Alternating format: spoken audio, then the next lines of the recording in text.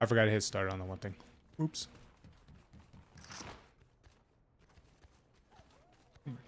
It's streaming. No, it was there. Is that that on YouTube specifically? You can have it as like an auto start. Which some reason the option isn't there. It used to have that. But if you're like on, but if you have your thing primarily on like link to Twitch, the Twitch and the vertical YouTube, like those will start. But if you want to do like the horizontal, you actually have to press go live for that one every time. Oh, I heard a car.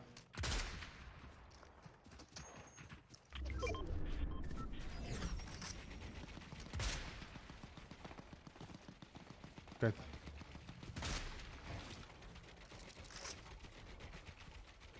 No. No cyber bullets here.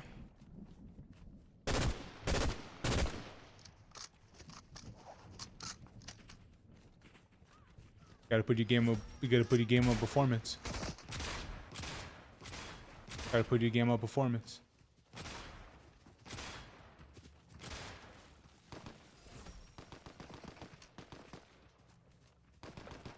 Who's he shooting at? Oh.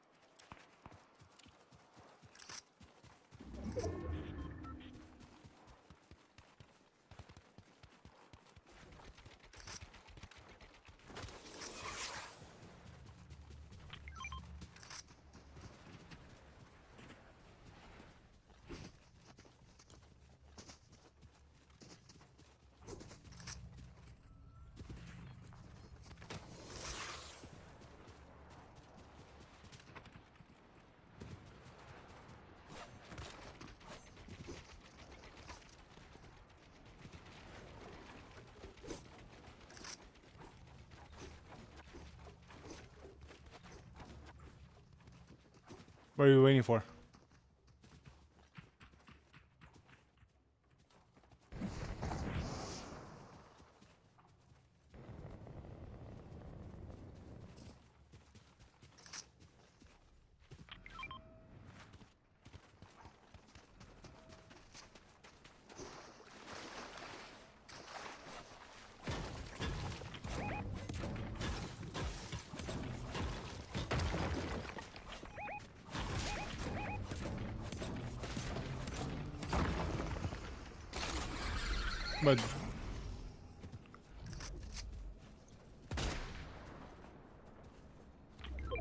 But does he need health or something?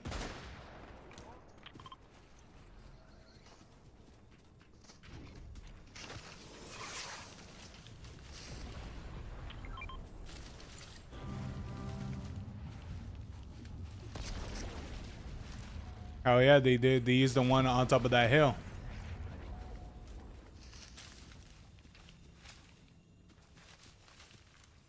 What it looks like, yeah.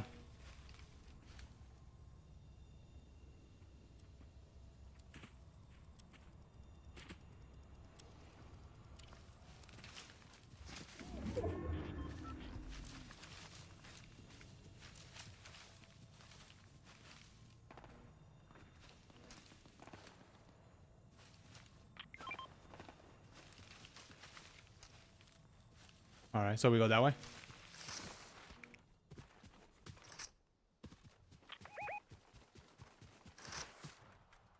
All right, moving that way.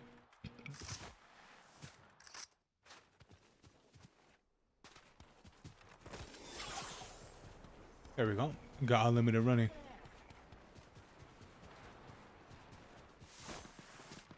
Streaming University? Yeah, I did see that.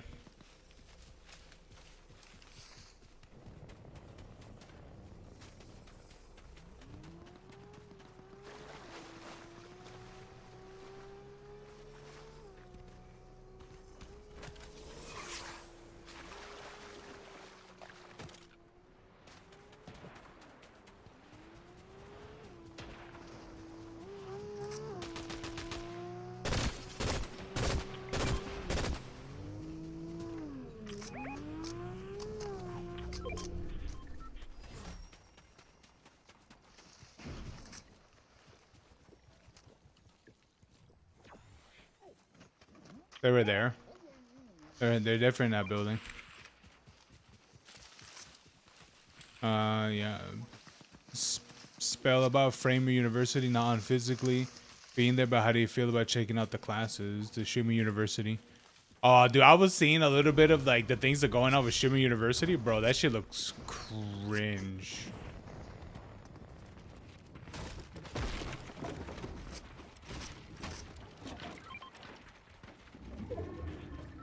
Oh, nice. I could, but I have a smoke.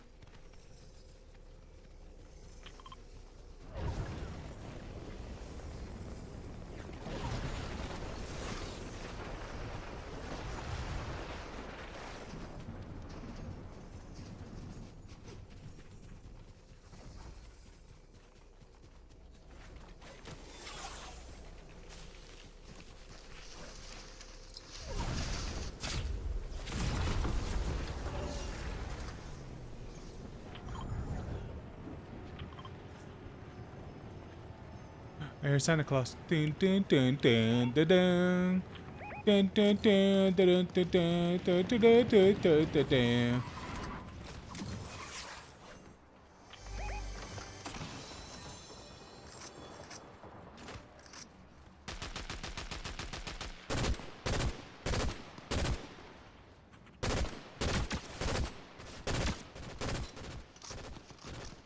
I need way more bullets. I'm gonna start mag dumping on people.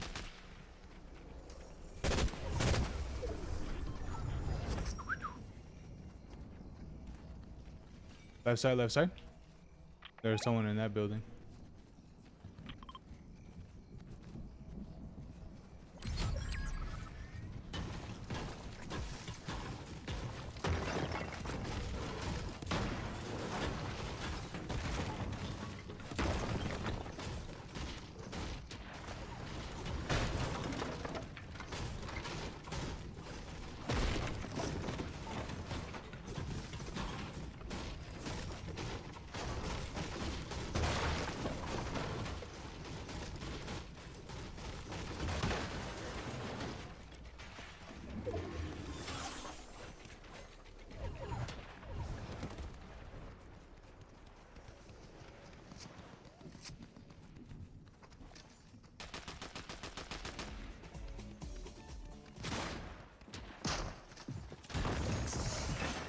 They threw a smoke.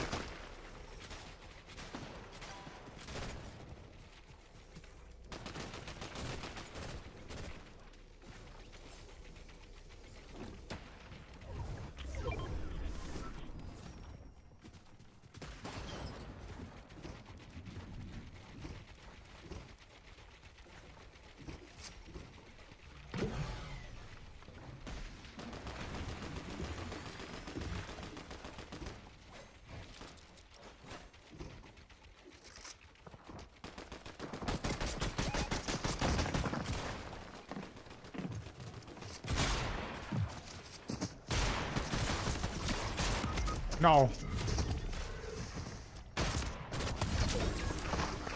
Go get him, Ontario. He took, what is it? He took my special jelly thing.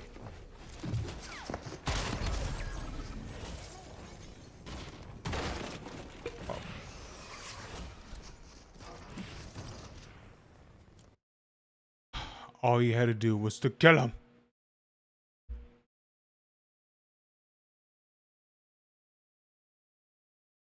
It's fine.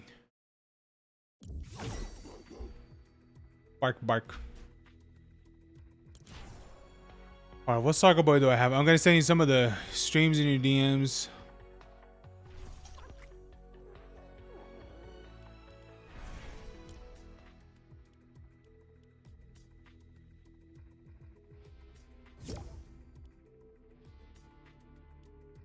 Oh, you want to do this?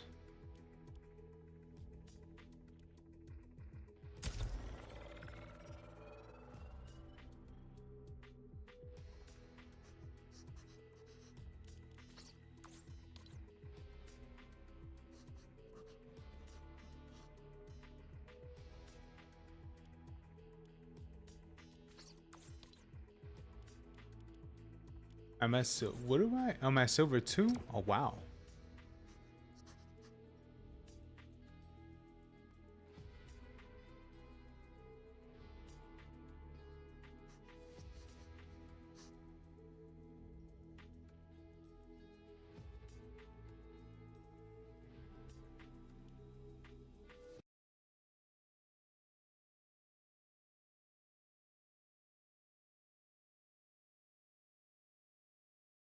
What the hell do you know about cameras?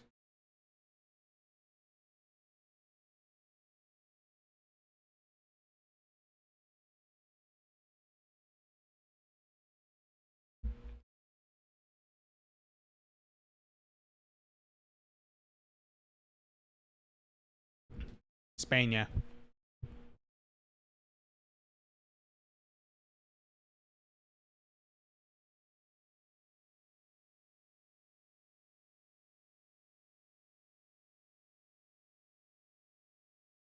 My God, that's loud.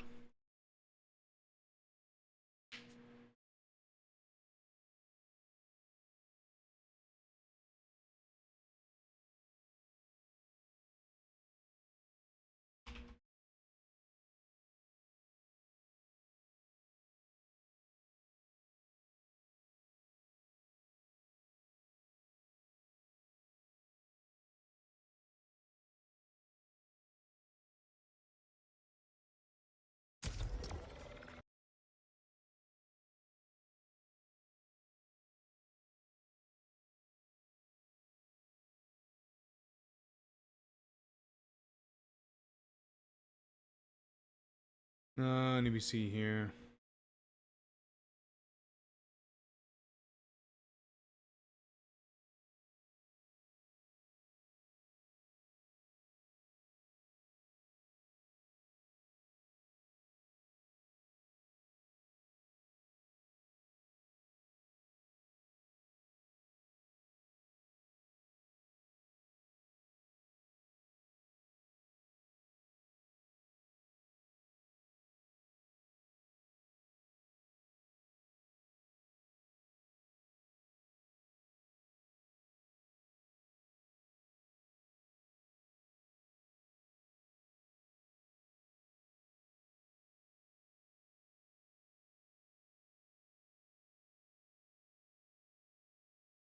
I think that's how you spell her name.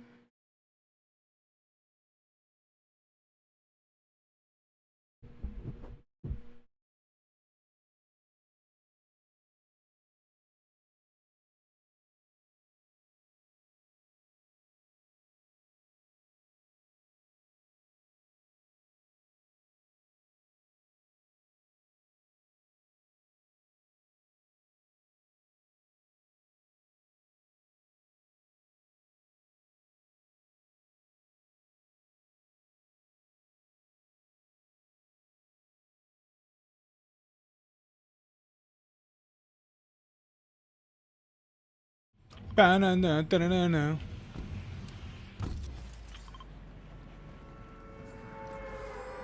Oh. Oh wait, are they doing that thing again?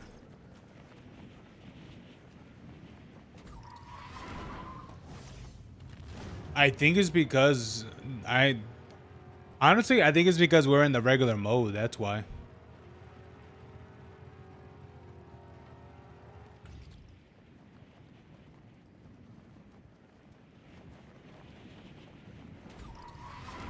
All right, Swallow. We're gonna drop in and kill some people.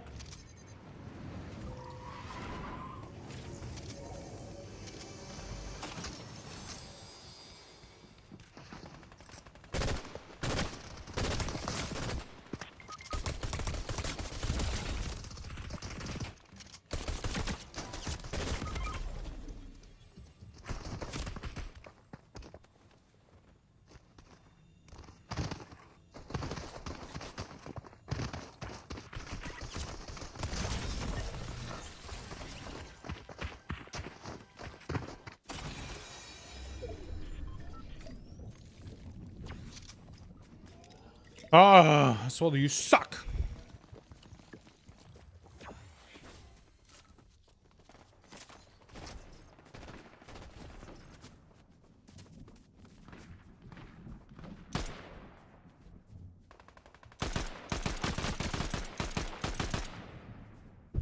Yeah, I don't know, man. I mean, I don't know what I could tell you about that.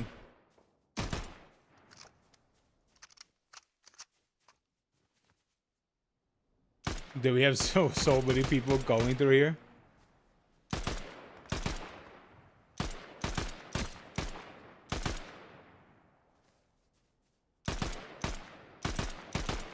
Yeah, everyone wants that free car, that's why.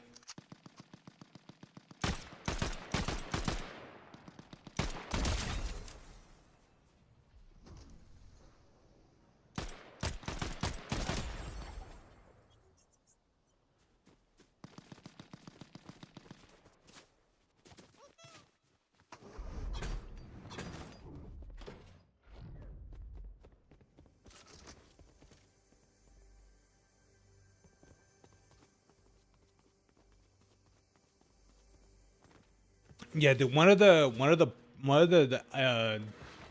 to look it up because I don't remember how you can do it, but I would suggest looking up a tutorial and try to. Oh, someone's going to you.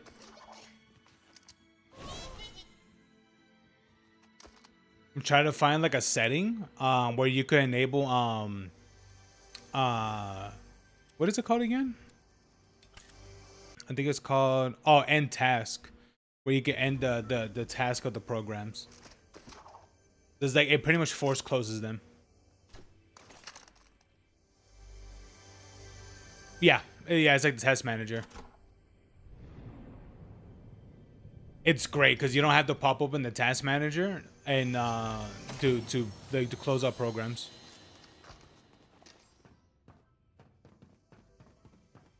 Yeah, or something. So it's if you want to close like the program that you have open, or that you want to close, or sometimes depending on what exactly, you will have to open the task manager just to end the program that one of the programs you're using that doesn't give you like a window,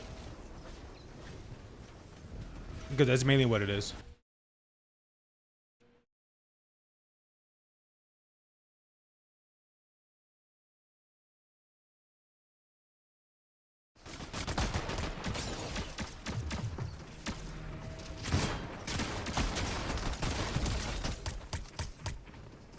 Someone getting shot by a turret.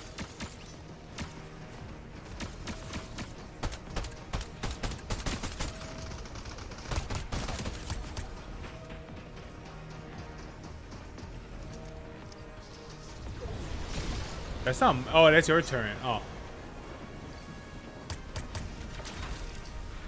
Oh, you down someone.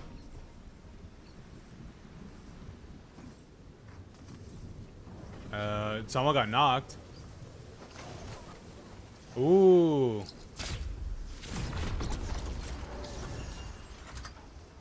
Go, Soldo, go.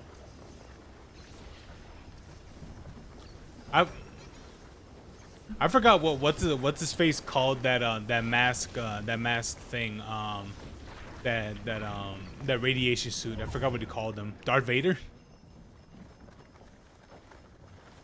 I know, but Marty, what is it? When he was confronting his dad, I don't know if he named himself Darth Vader or some shit.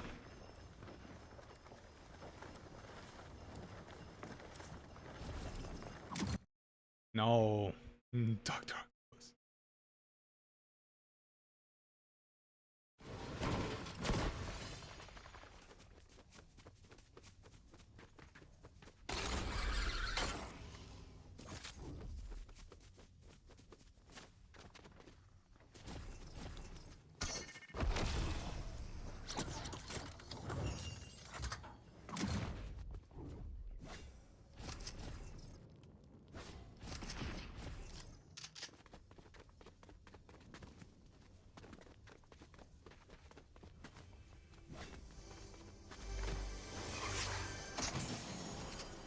Guzzle juice.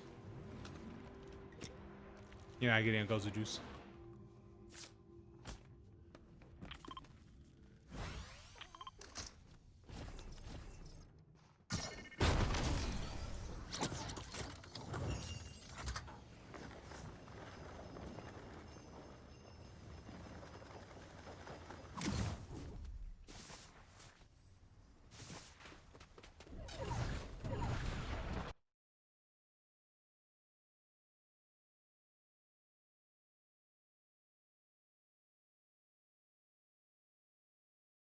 SpongeBob is dead.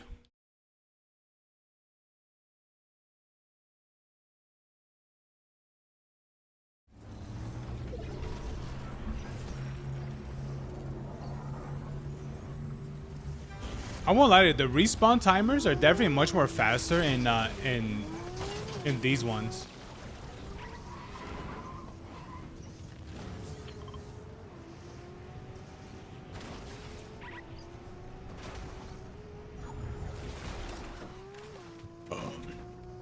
I'm coming.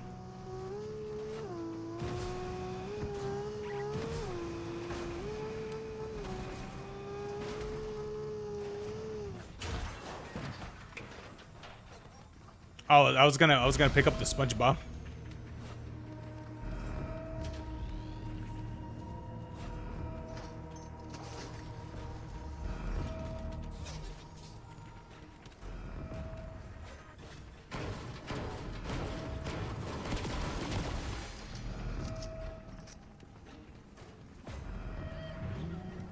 Yeah, which is crazy that it's being locked at 40. That's weird.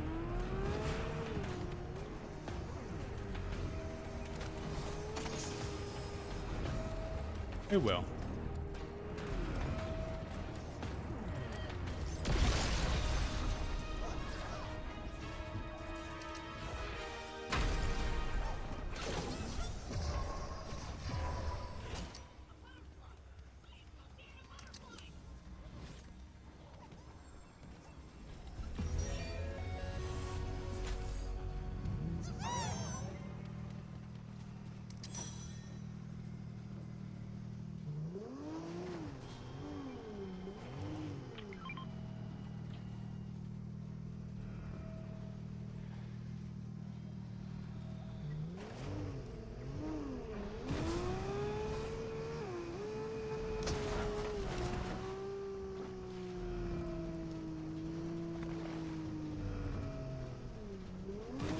No, I don't know.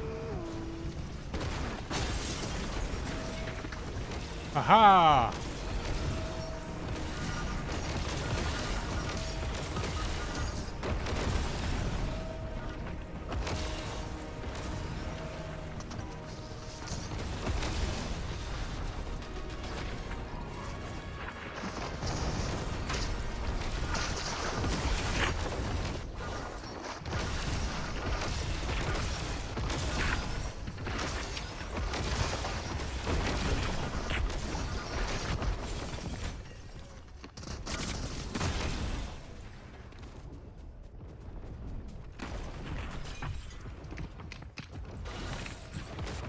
I threw my thing.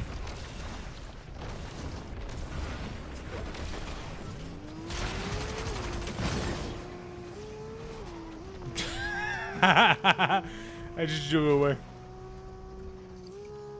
Taro, where's he at? Oh, there he is.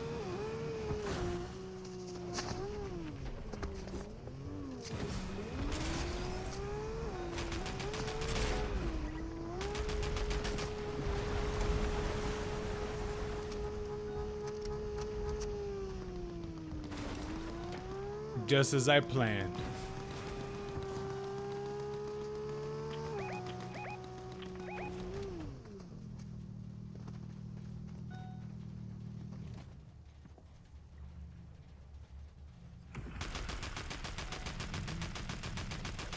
Why is that guy just standing there getting shot?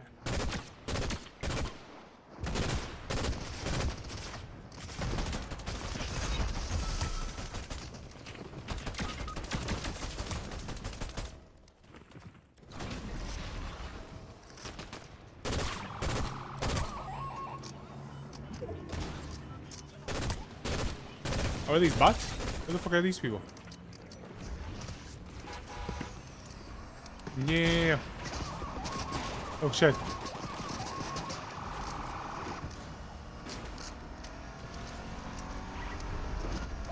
I'm reloading all my guns.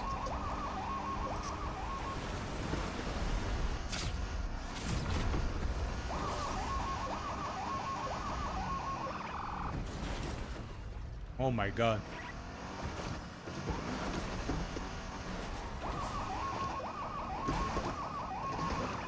Oh yeah, I can't even buy you in if I wanted to.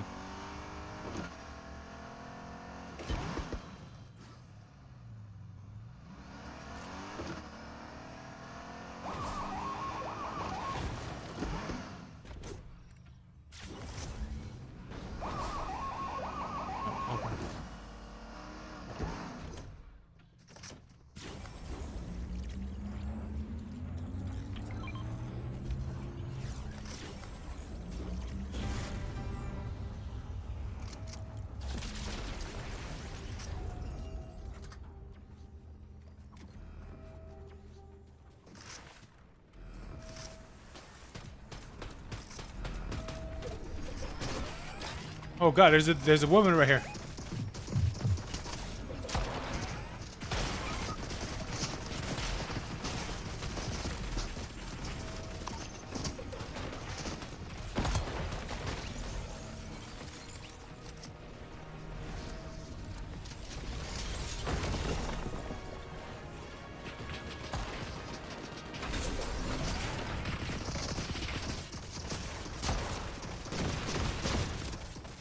Oh Jesus. No. That was mine.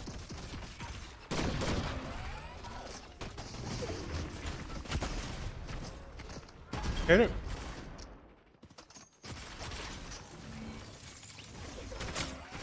Oh shit. What the fuck is that?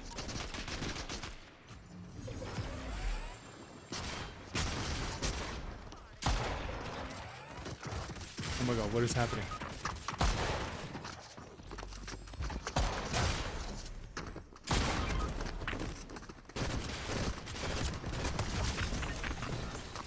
Oh my god.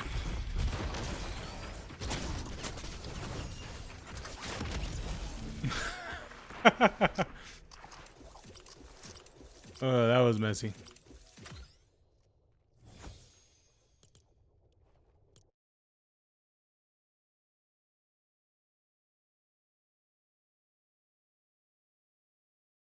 That's phenomenal.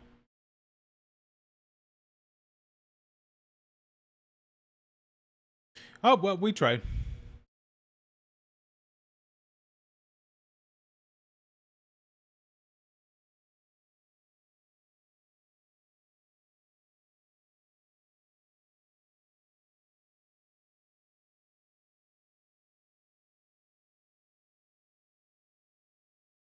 All right, he's gonna reset his thing. Oh yeah, hopefully restarting it fixes it because maybe look through your things even now so you don't have anything else running in the background.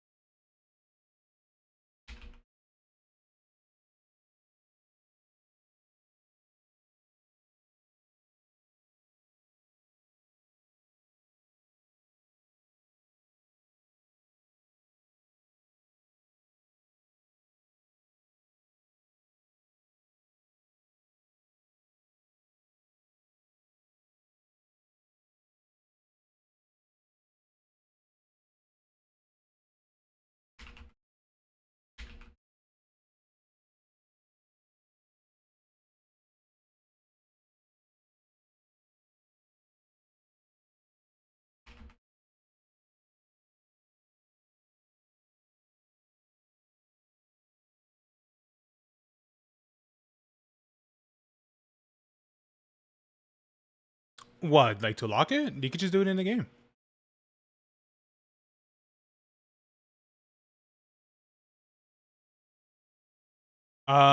Just go to your search. Just put yeah, just in the video. Then you can either do the control panel or the main app itself.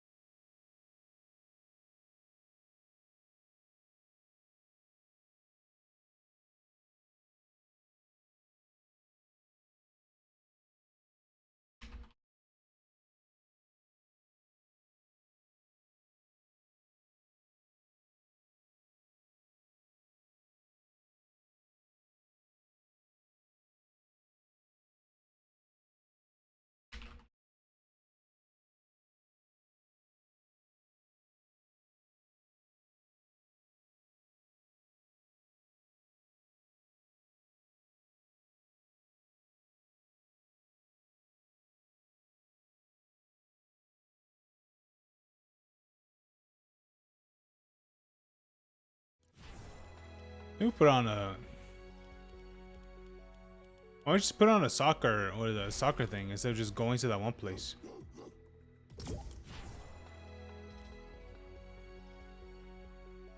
Well, I didn't do it as well though.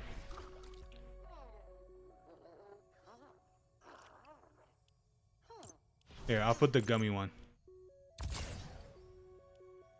So we'll get lots of people jumping on, lots of people jumping.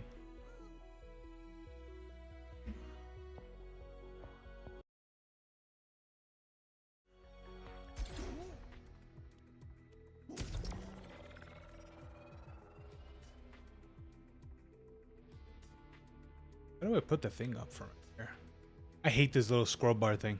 What does it do? Supposedly it controls the audio, which I don't think that's really true. Hey, Fins, how's it going, buddy?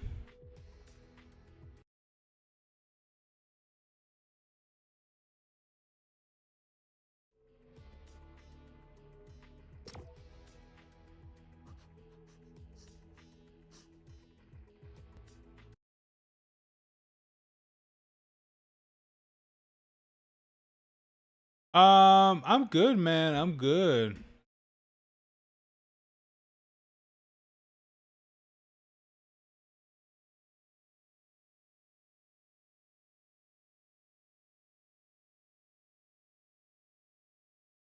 I'm good, man. I'm good. You watched the game too? I watched it. I thought it was pretty neat. No, that's not it. That's it. Nope, that's not it.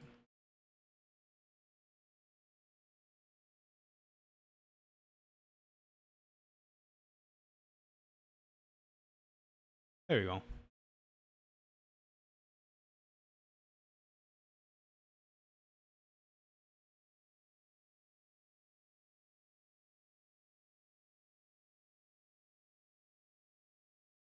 Actually, let me make this more lower. Yeah.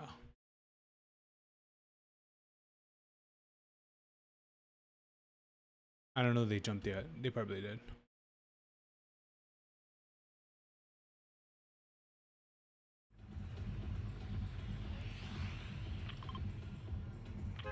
How's your thing? Is it all right?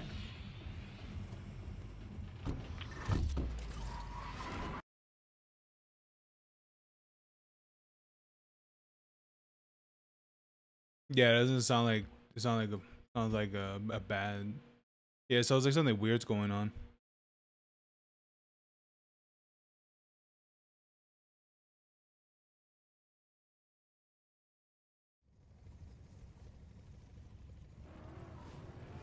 Uh-huh.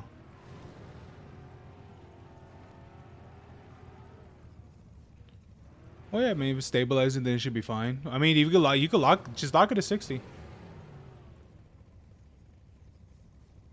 What's with the AI 3D character?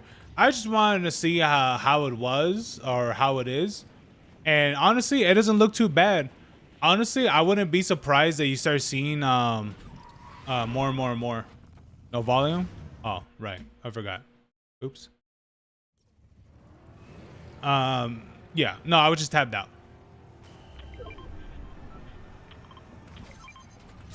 Ow. Oh my god, you go far when you tumble.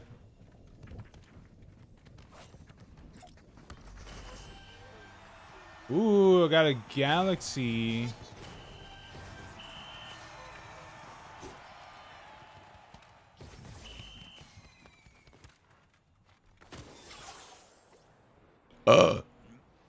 It would be funny though if your ray tracing was on.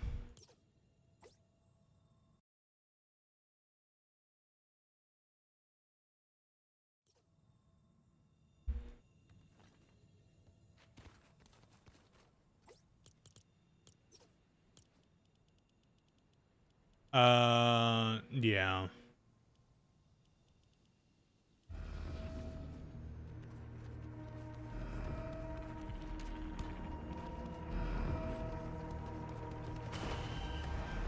You can.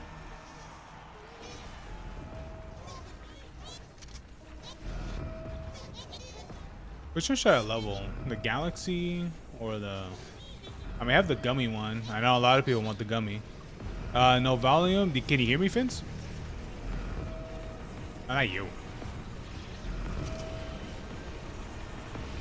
Oh yeah, that's the game.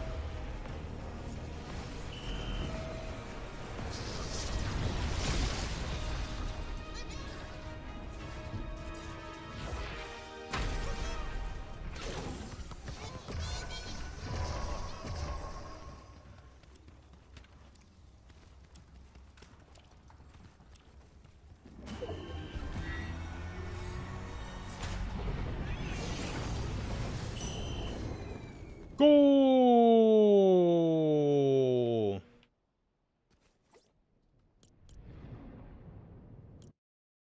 You can hear me? Okay, that's good. Yeah, I wasn't sure what was going on there.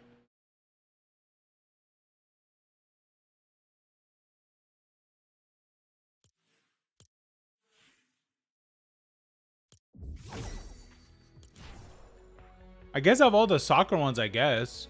I thought the wait, which one don't I have? Or maybe I have all of them.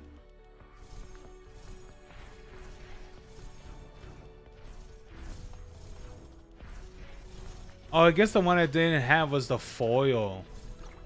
Oh, okay. Yeah, I guess that was the one I didn't have then. I guess I didn't have the foil.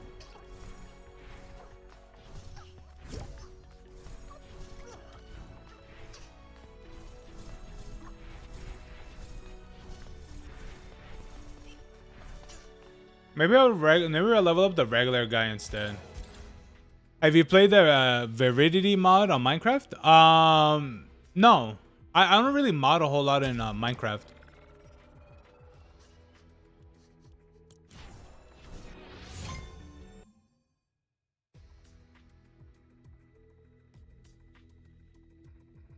Veridity mod? No. I don't really mod a whole lot in Fortnite. I would like to do like a custom thing for it.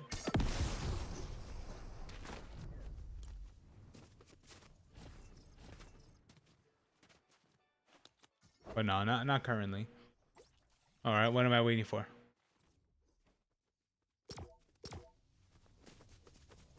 Oh, no, he's still here. What is he doing?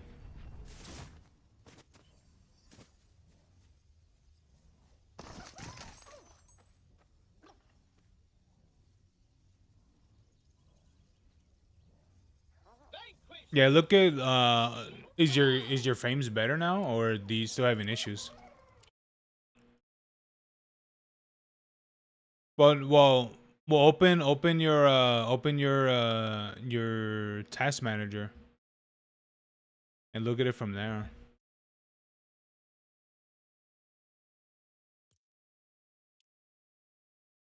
You just look at your thing and see what's using a lot and such.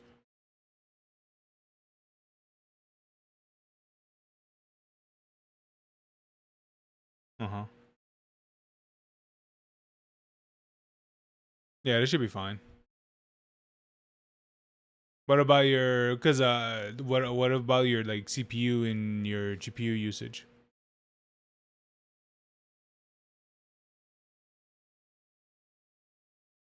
Yeah, that's about right. No, that should be fine. I mean, mine's at 85, but because I have like I have a bunch of tabs open and shit. Oh yeah, oh yeah, Fortnite will consume a lot of RAM. Yeah.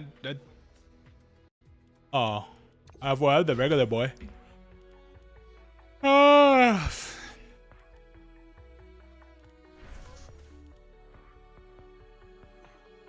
but tell me, Fins, what's the Veridity mod? Veridity? If am I saying that right?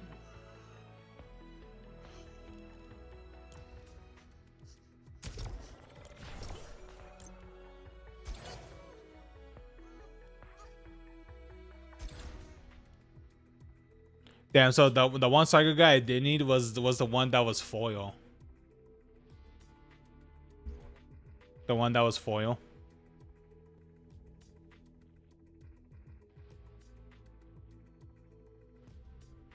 Which one did I pick up then?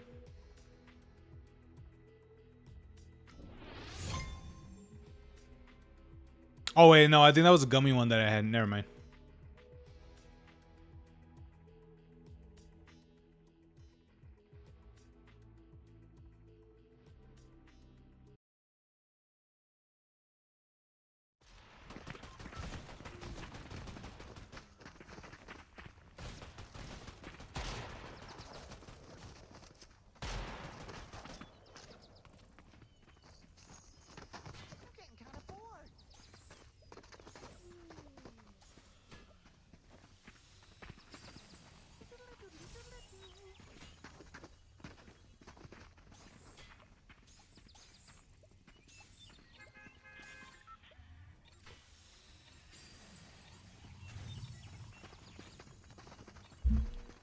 Yeah, I don't.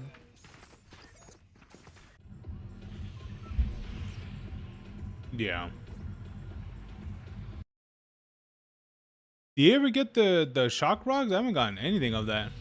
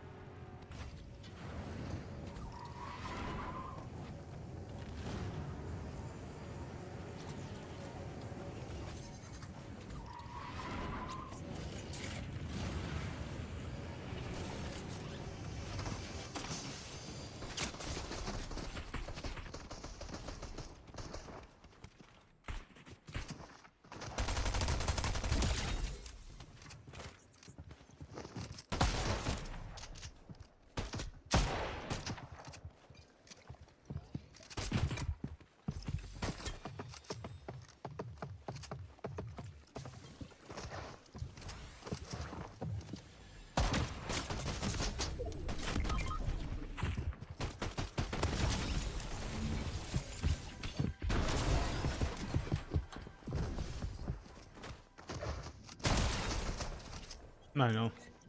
And I would like mentally believe, oh, you guys hear gunshots going on. You think maybe I should look and see what's going on. Damn, dude, like that's crazy, man. Like what's going on? You know, like we need to like mentally communicate. You know, I thought I thought us touching tips together. You know, I really thought that it would actually help us out. You know, but no, apparently touching dicks together doesn't really do anything. But okay, fine then. I'll go fuck myself then. I got what is it? They did what is it? They stuck their fist on my ass, but that's why I was like, hey, let me just watch. Let me watch in the corner. And look at that. Now the bots want to crash the party.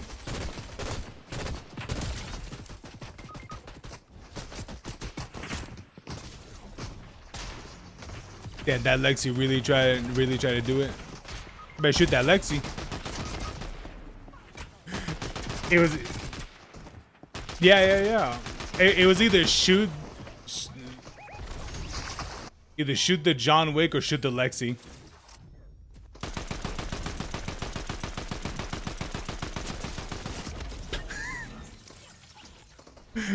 Dude, that that went to shit.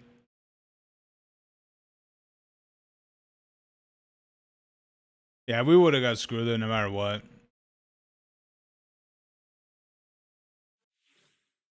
We got like that was like two different that was two different parties right there, because that John Wick and the other one, the one that came back was the Poison Ivy.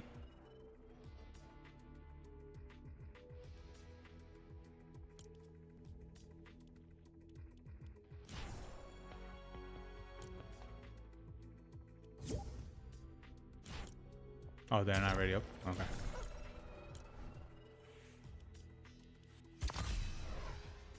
Who's party host? How do you make party host? That's the thing. When did they add that?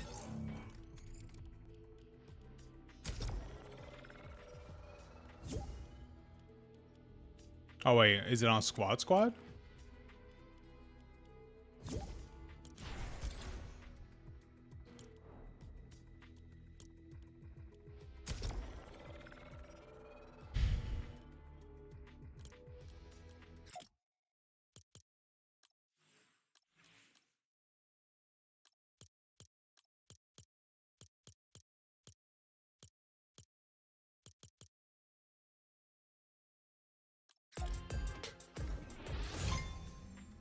Heck yeah.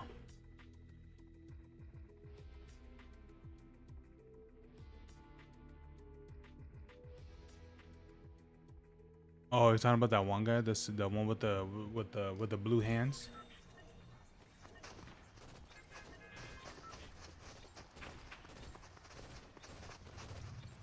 Oh.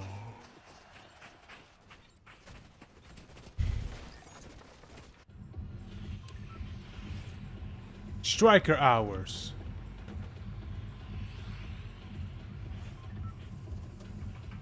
You know, it tells us that we get shock rocks, but do we really? Because I don't see it.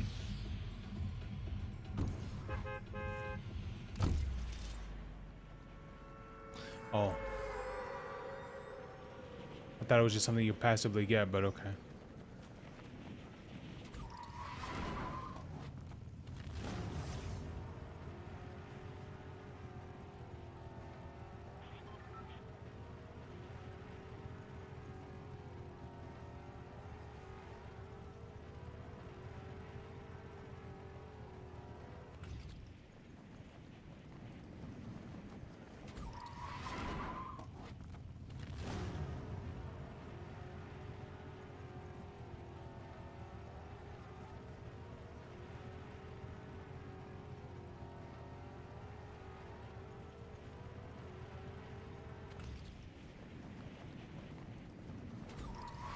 Swallow, we got people here.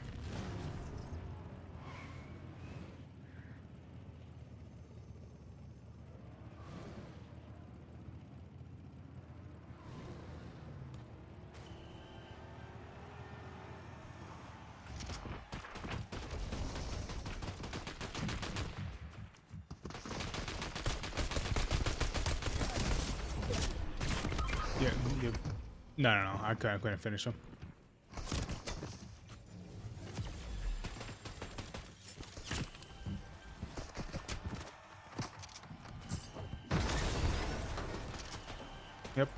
Yep. I only got 3 bullets.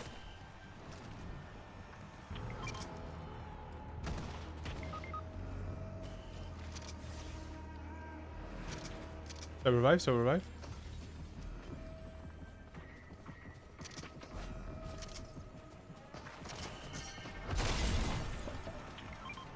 I don't know.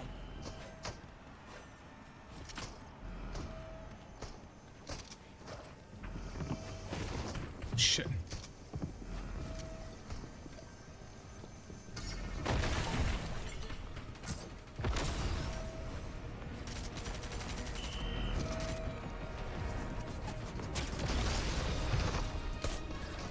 The fuck?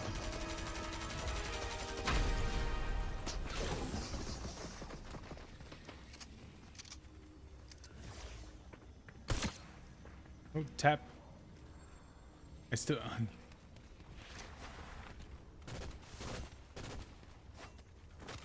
I'm gone. Shit.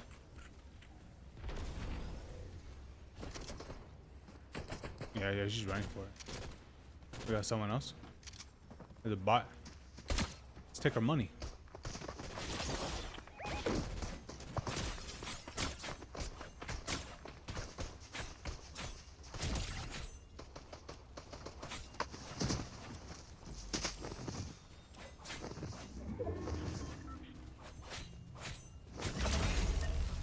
Yeah, this bot had nothing.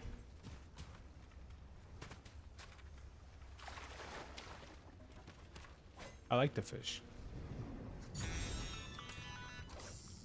Got a gig for you, runner.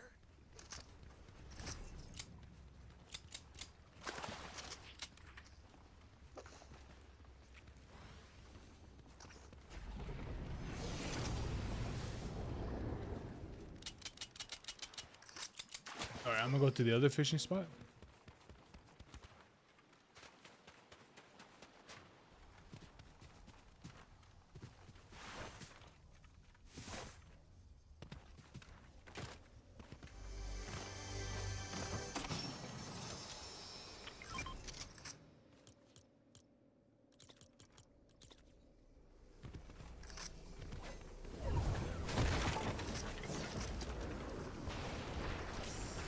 Nah, I think I should get this. All right, I got a flopper.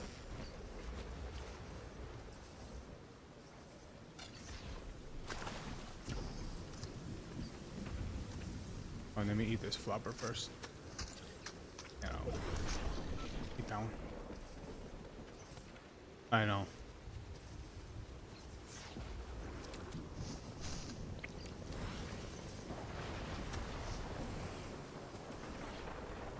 What a mess.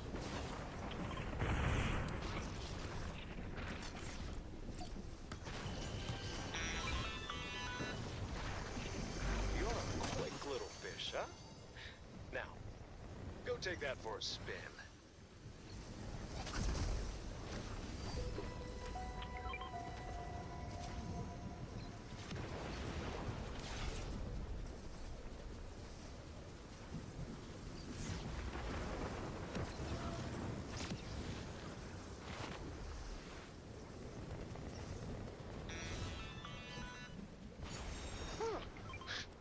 You're one to keep around.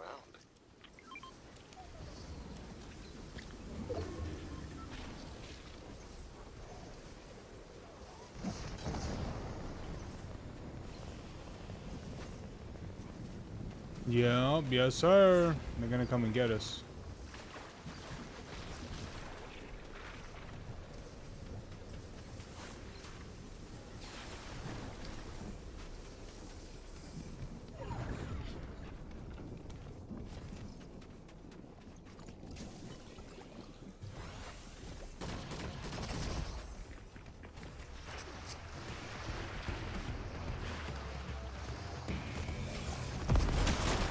Oh, shit.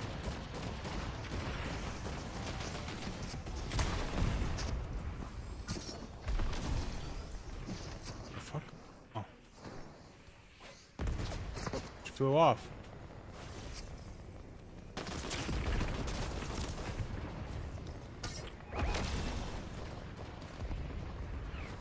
I really have no range.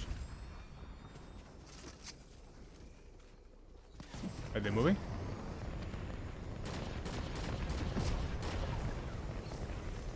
Just keep out of this. Yeah, just keep out of the storm.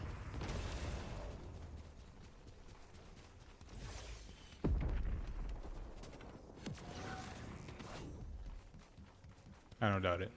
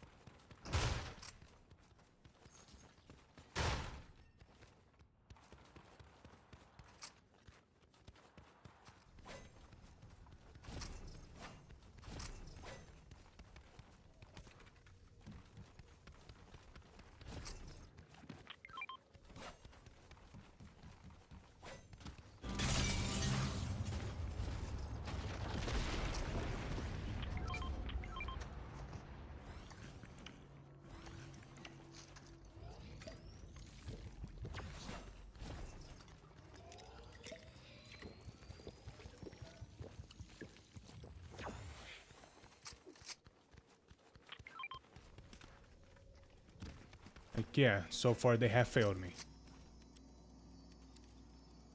Well, I mean, not really doing anything super crazy with them. Wait, when you throw the crash pad, do you only throw one of them? Oh no, you could throw two.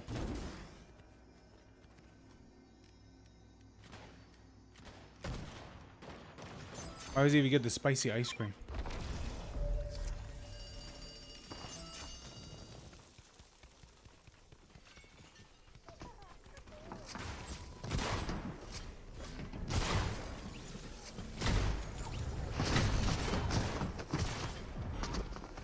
Yes. Can't keep the ocean. Can't hold that for long. Is this the bot? What is this?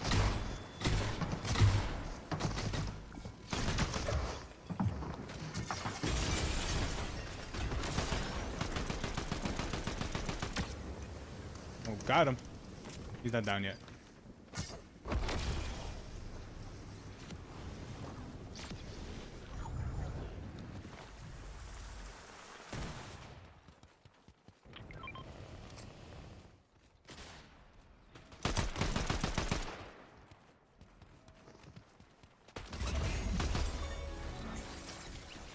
You see? Foil. I told you.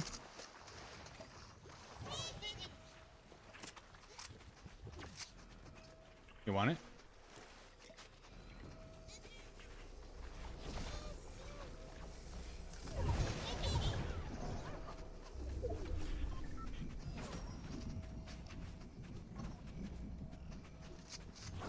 Yes. Let's get rid of this key.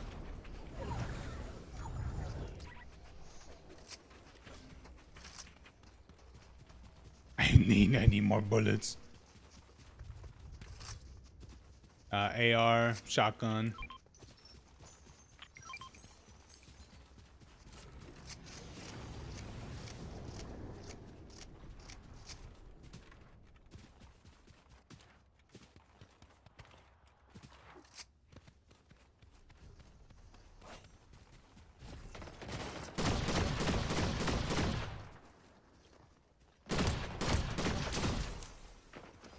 Oh, we got someone else. Someone else shooting.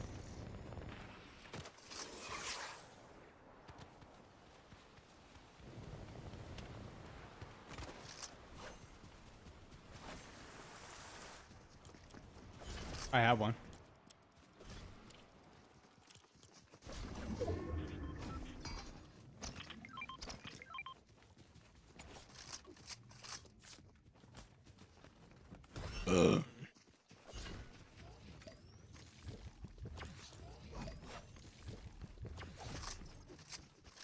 Hey, auto pick.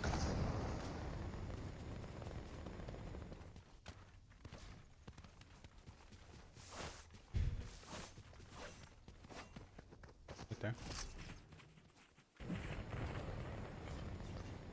There's someone down by the gas station.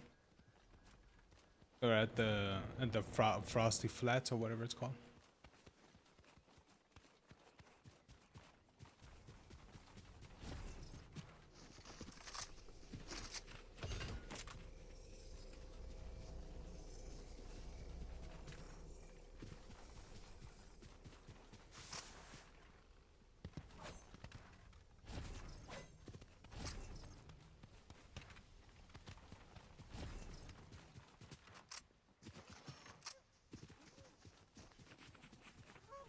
Not leveled.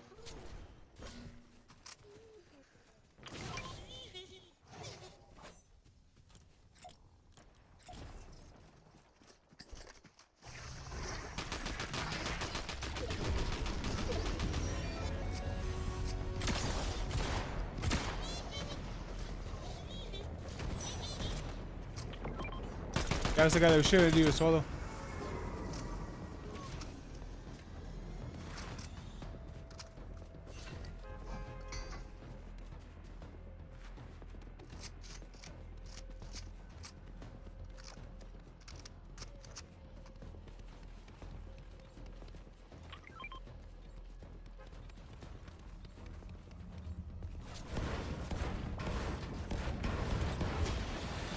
There we go.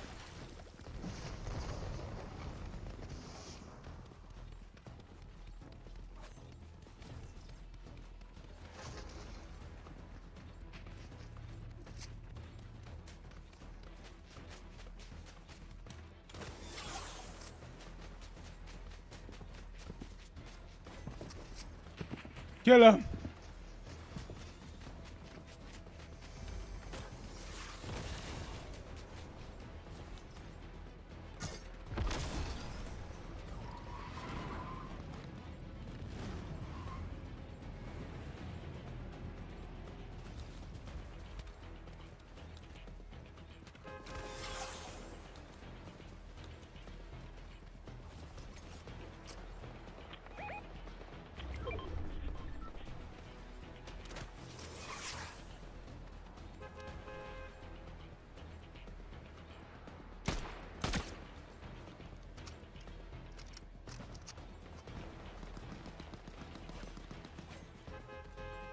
Dun, dun, dun. Okay.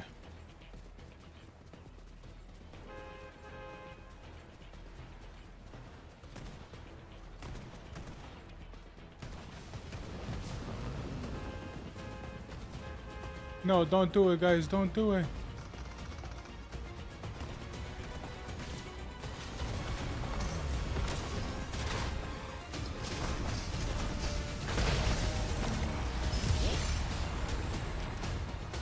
I don't know.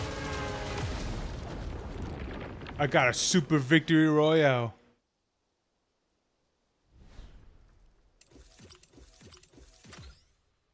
I don't know. Where did you die? Did you extract?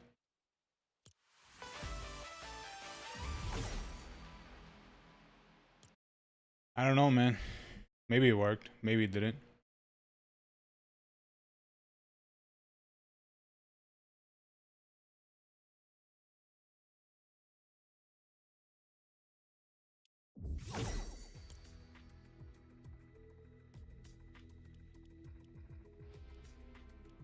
All right, got 2 more levels for the little sprite.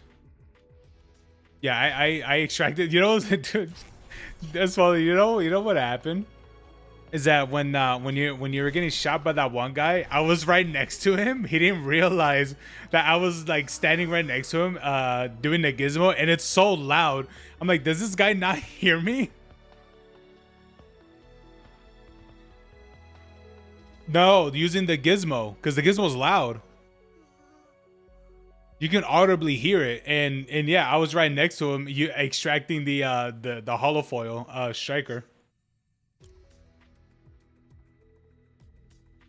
No, of course not. He was shooting at you. Of course he cared.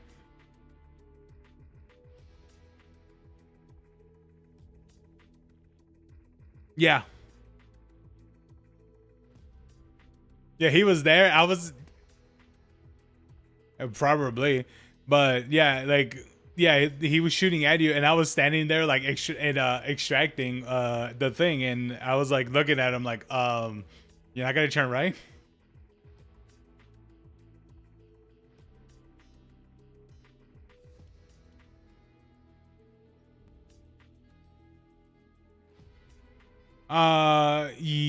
Yeah. Hey Williams. Hey Williams, how's it going, man?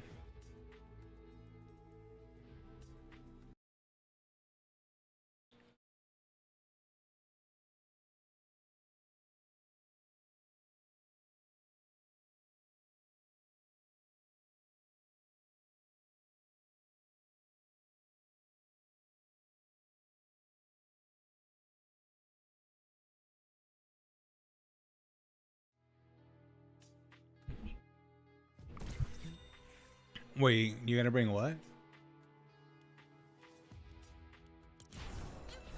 Oh, is it the Boyo Loco one?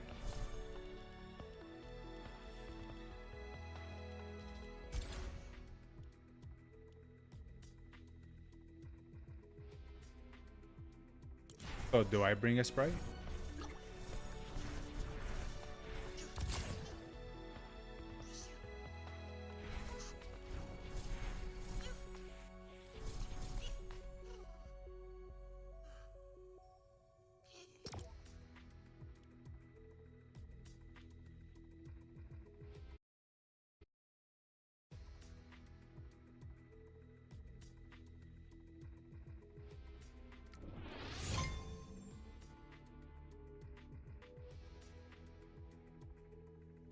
Yes, sir. Yes, sir. Yes, sir.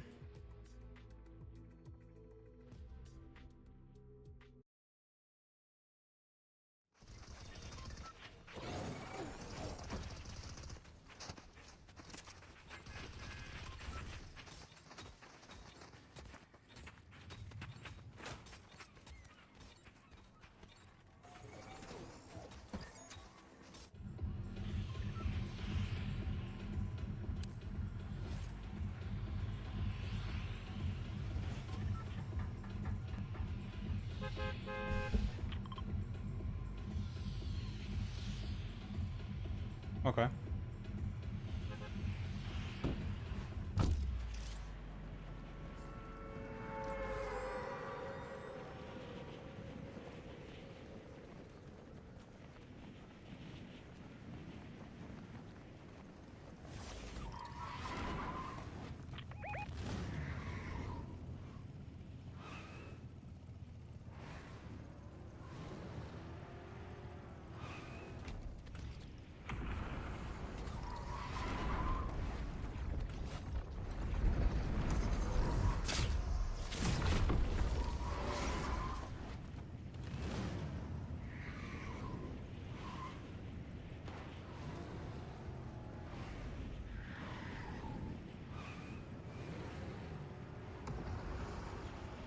I don't know if I could find a vehicle.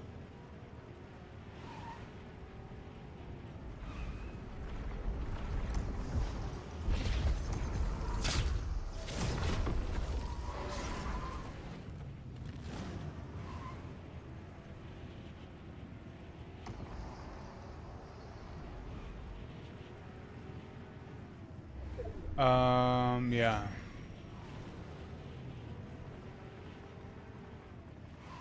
You see, you still going through the rifts.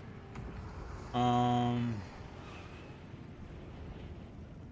I don't even know if I could get a car. I don't even know where the hell I could find them.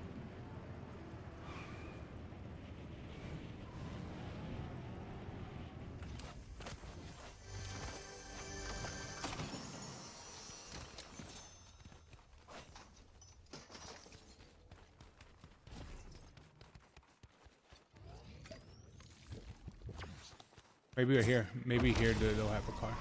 Yeah, they have a truck right here. Yeah.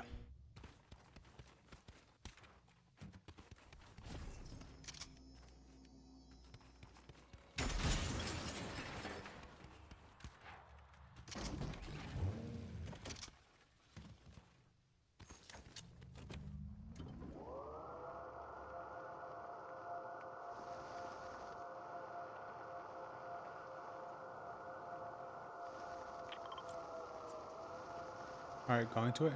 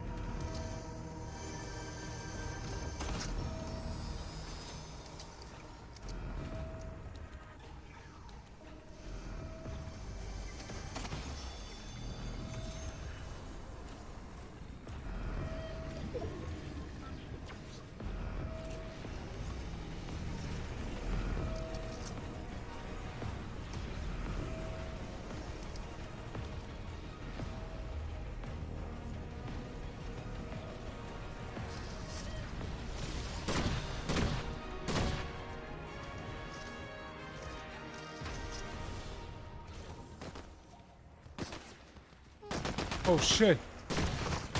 They got niggas here, Solo.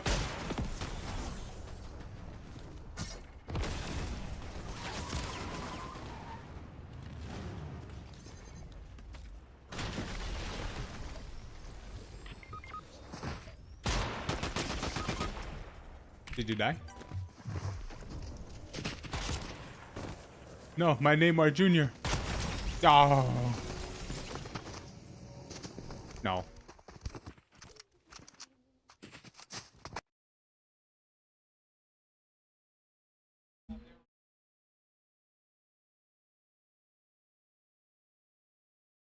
Yes, sir. Wait, hold on. Oh, my thing crashed. Oh. Wait, hold on. I think it's yeah, it is this one. Oh yeah, my thing crashed. Which one was this one? This one was oh okay, it was this is the caster thing. Oh wow, I didn't even know that crashed. That probably crashed just a moment ago.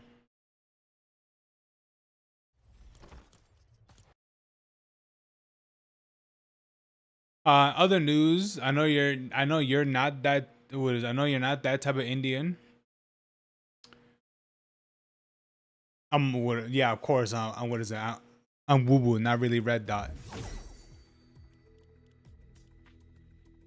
But I'm currently trying to get the trying to can you wait what try I'm currently trying can you taiga masala with pita bread for the first time is really good.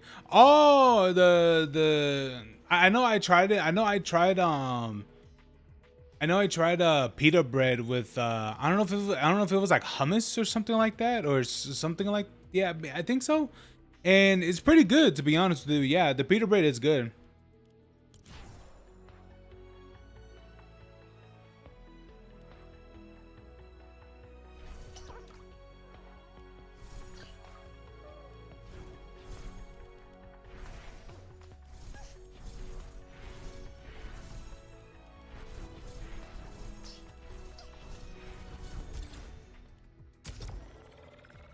What happened? So all the food's ready?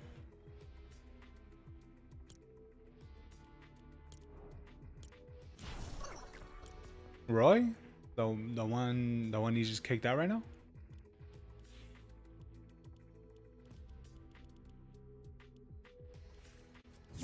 Oh.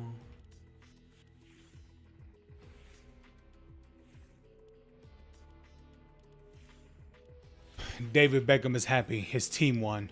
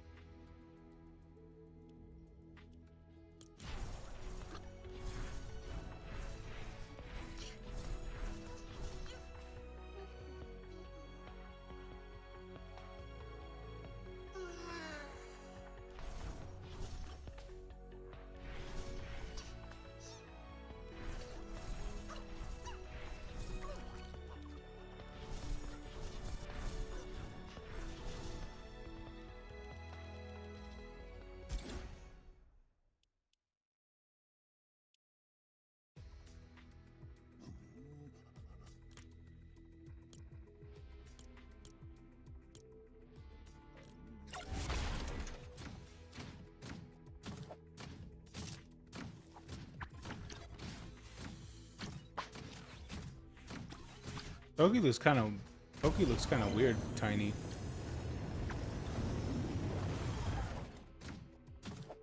That's the mech.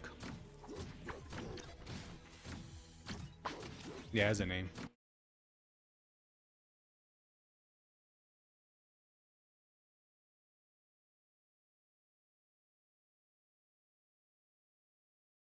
What's up? Yeah.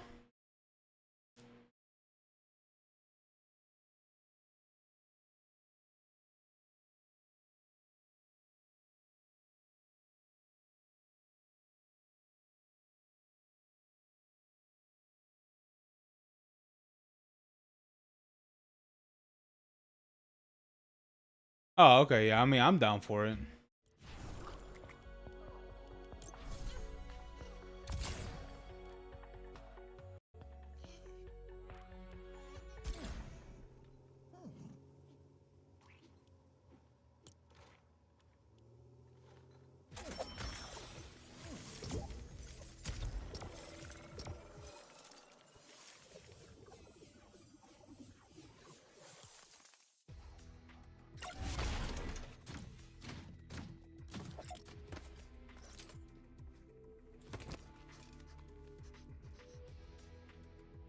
Wait, why do I have this on still?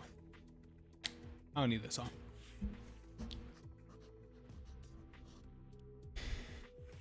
That's a big skin.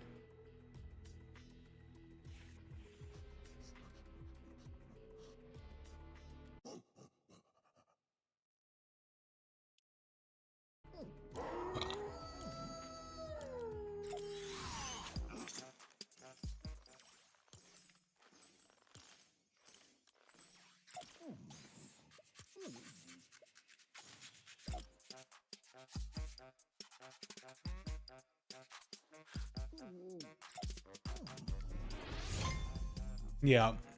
And I'll be honest with you, I've done the party hips on the on those one characters too. They look great.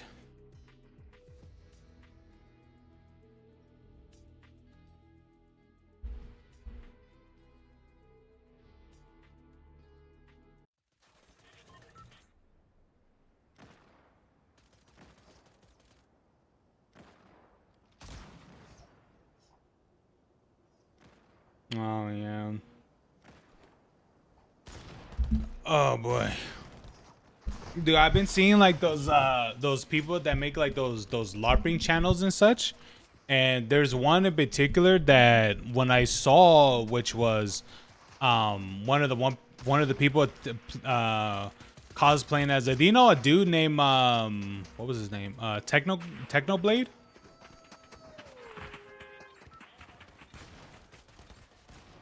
Remember that as well?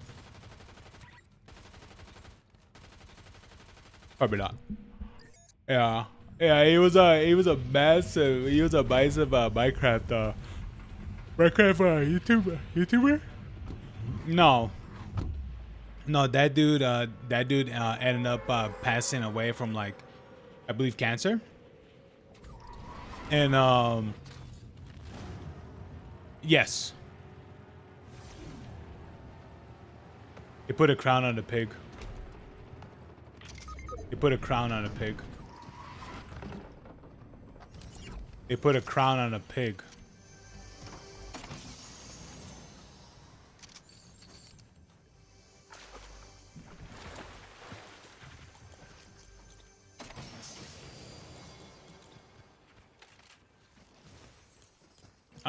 That was his avatar. That was his avatar.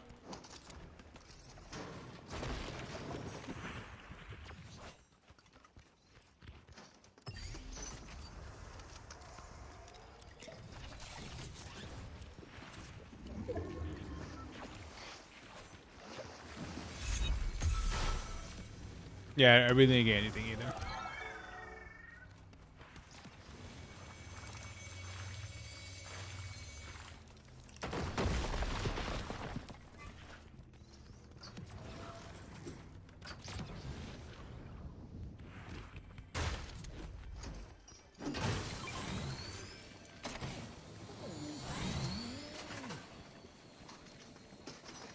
So yeah, that's what happened. That's what happened with him. He was really popular. He died, and so yeah, he kept on doing it, and right now there are like a lot of like LARPing like content creators and stuff where yeah, and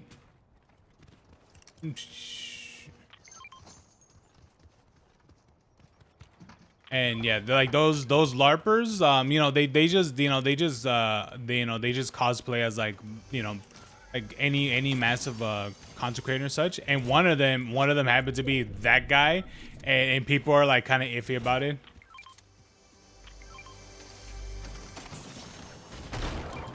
No, like it's not being done in that way, but people are like, yeah, I don't really think someone should really cosplay as like someone like someone like this guy, especially when he was like really loved by the community.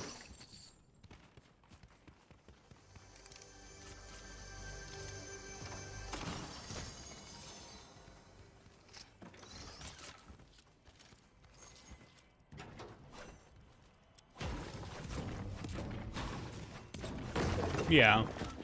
Yeah, I get what you mean. It's just one of those things where it's like well, it really shouldn't be up to like the fans to say no. But I think the one thing that people are agreeing is like it should be up to like the dad, because the dad was very much involved with his son's content creation.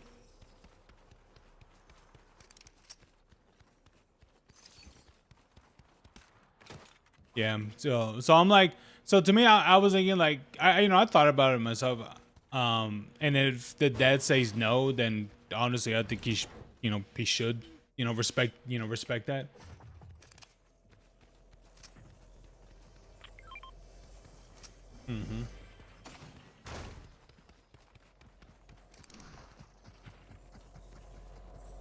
Oh, there's a blue one.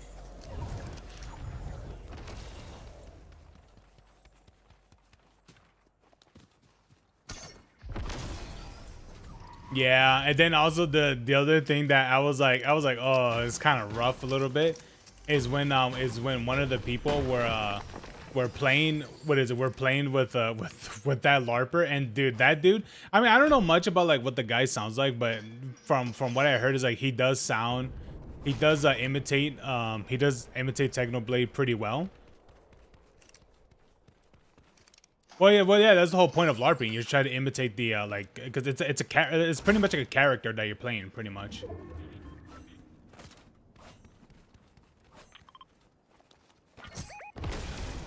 Yeah, so like his friend and from what I know, like they were pretty good. They were pretty good buddies. was like playing with the larper and stuff. And to me, I'm thinking like to me I thought, I was like, ugh. Like, imagine like playing with someone who's cosplaying as your friend that's dead, and you guys are, you guys are acting like everything's all right or some shit, or I don't know. I was like, I'm like, yeah, I'm true. Yeah, imagine if he wasn't doing it well.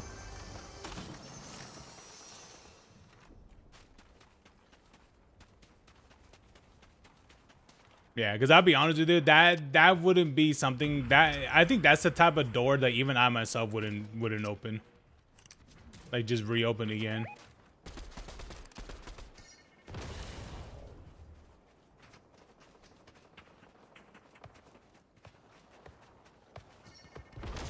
Oh, is that what's going on?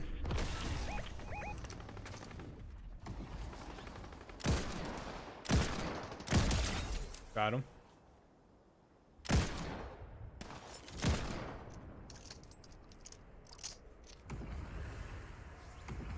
They're in there.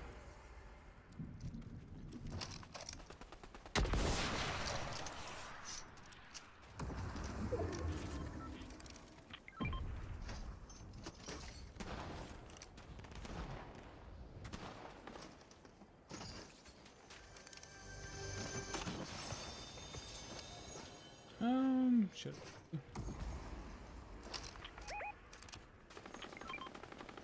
All right, let's do it. Let's do it, boys.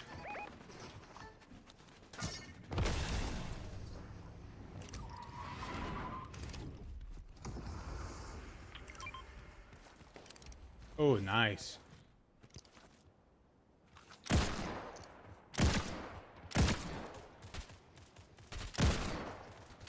Dude, that guy's like super tiny. I can't even see him.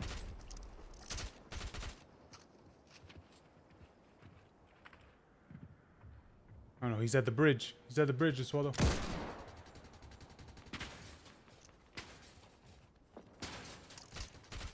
He tried.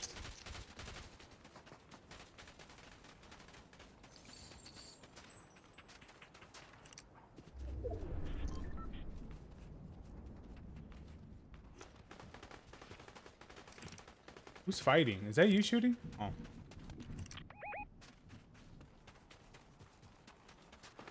Where at? Where's he at? I'm downed. Guys, I need help.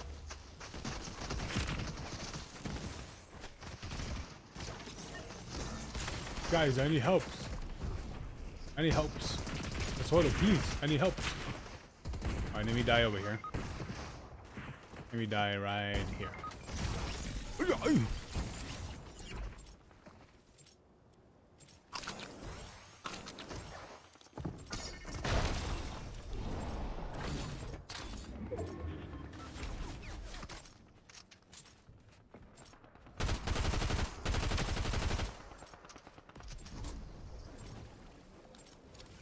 You better believe it.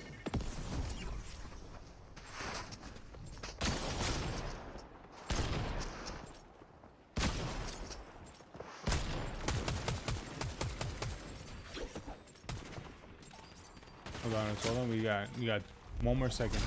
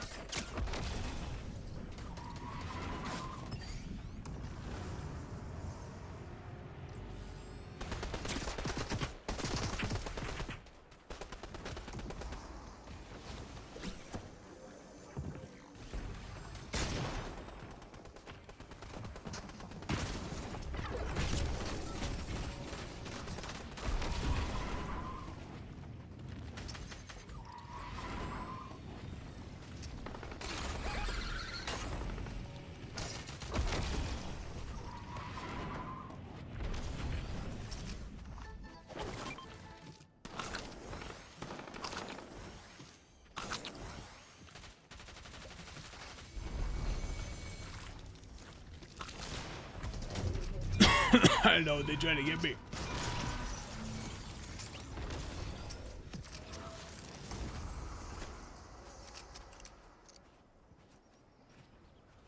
I know they were really trying to get me.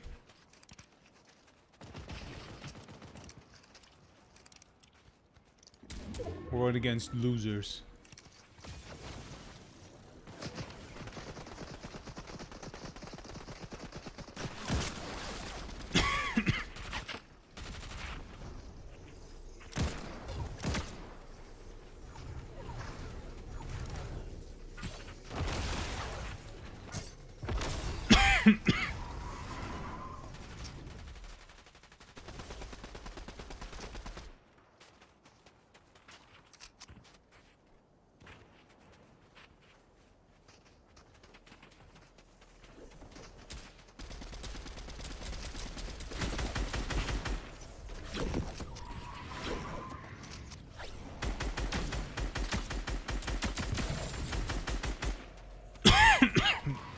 I think that person's down, I think.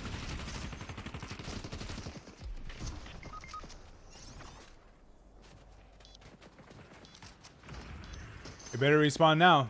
Tell them to respawn now.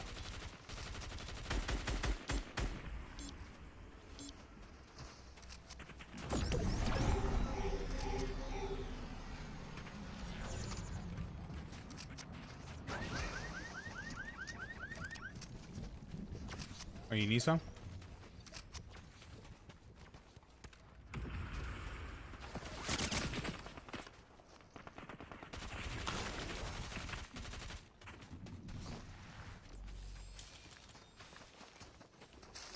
I just one.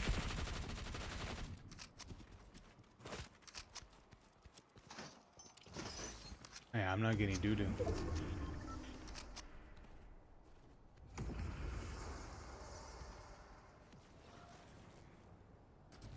Yeah, I don't have any healths.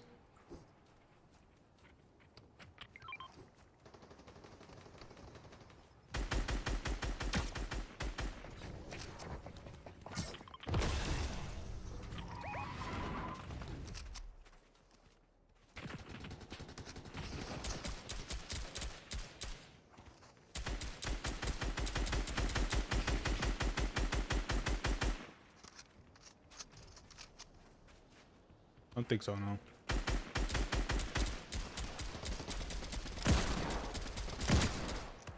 Ooh, that was a headshot.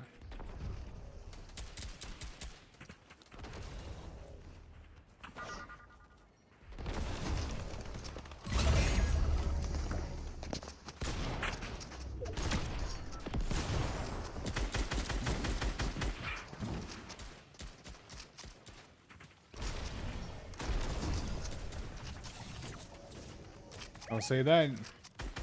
There's still plenty of people. There's one behind that rock.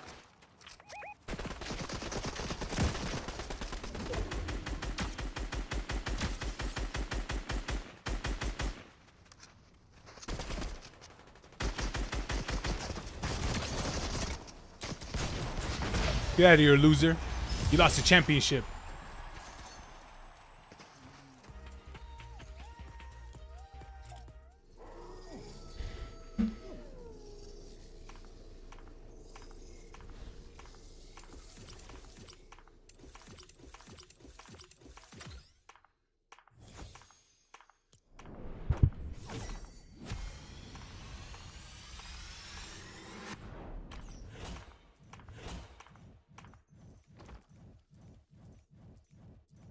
I went up by 50.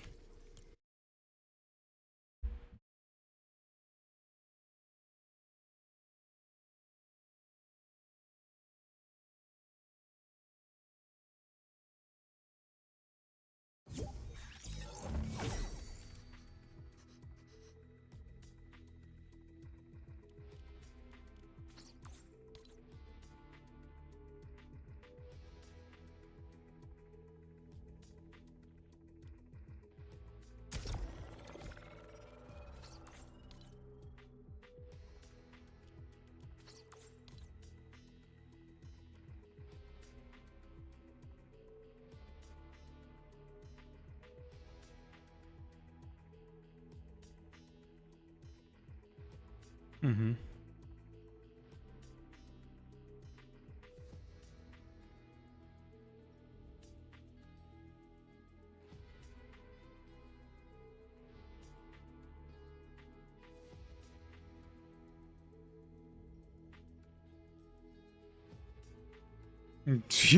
Wait, really?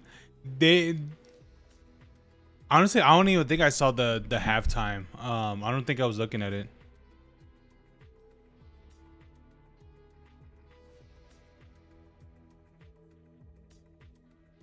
What they're there? What they're just there for the halftime or what? Oh, the Twitch streamer. Oh, that guy.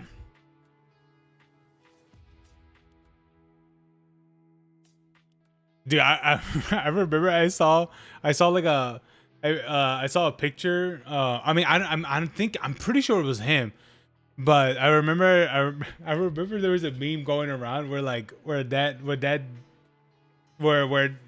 people saw that dude without a shirt.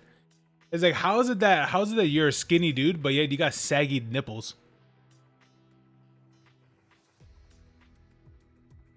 Neon. Yeah, he's a skinny guy, but but like a fat person, like the where like their man tits are like they hang. That's what it looks like for that guy, for that dude. It's like, how's that even possible?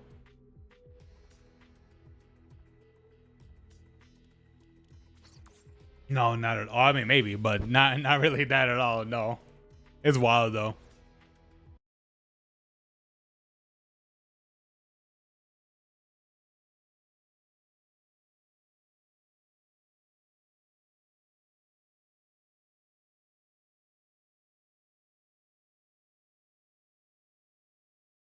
Nah.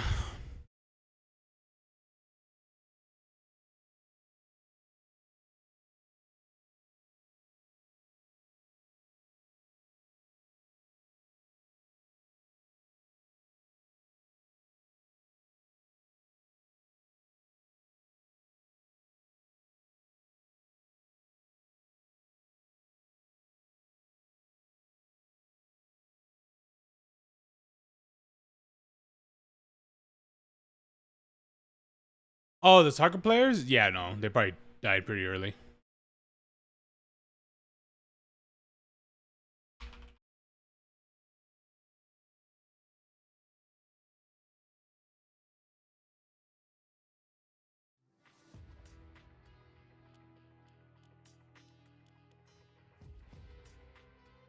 Oh yeah.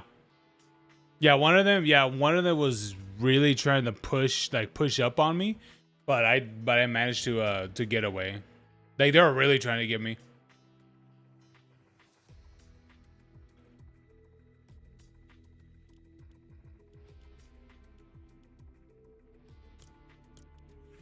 Hmm.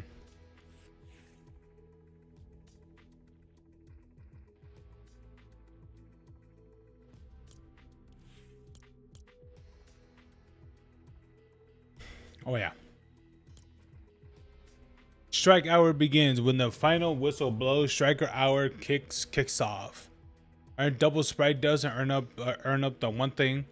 Level up the Sprite fast. Oh it levels faster. Oh, I didn't know that.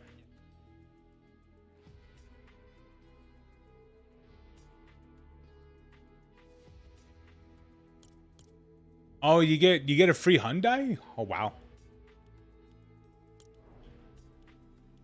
Yeah, guys, let's do it. Let's get a free mid car.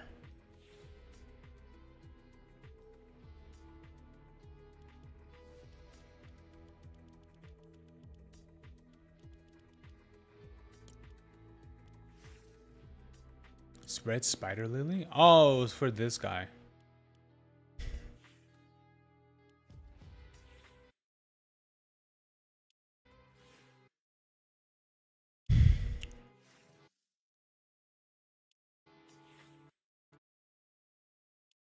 Man, none of these are have any music to them.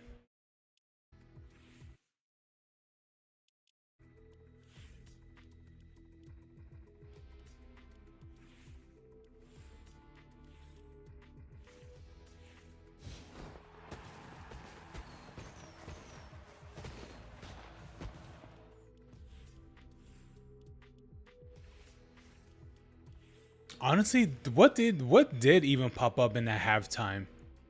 I'll be honest with you, I don't even know what. I don't think there was a halftime show for what I can remember.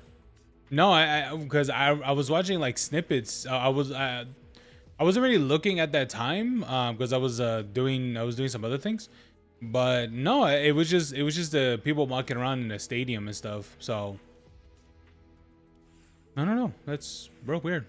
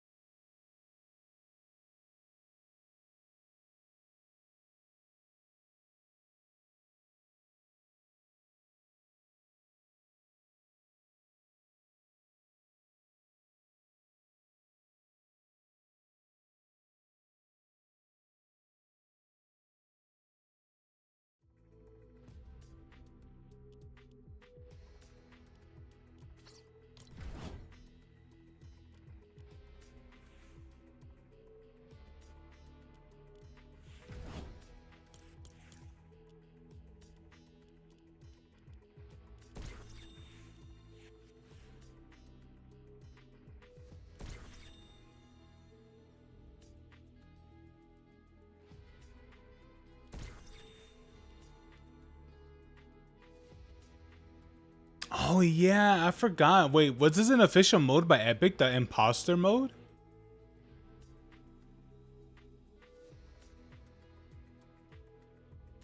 Really? Because I see it right here.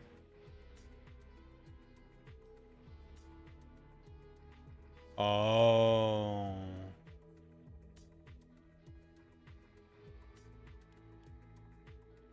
For imposter?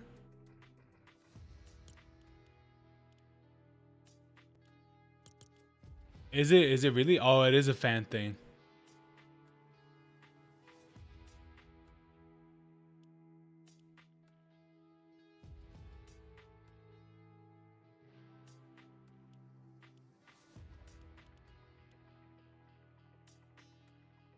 Oh well, even the I didn't even see the I didn't even see what the battle royale one looked like. The final kickoff. No, I just saw it. Just seen it right now. I like how there's two versions I don't know if it's Mecha or Mika. Mika Chameleon. Yeah, I heard people say Mecha, Mika, Micha.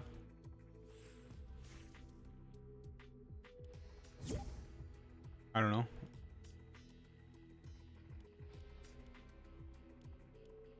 Sometimes the way how words are put together can change.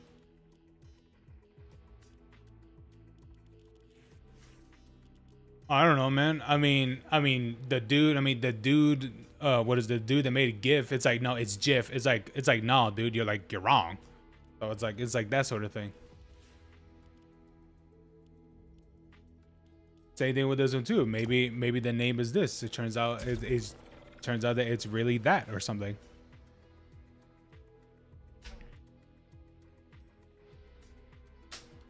I don't know. I mean, I guess it just depends on who says it. Maybe it depends on their accent.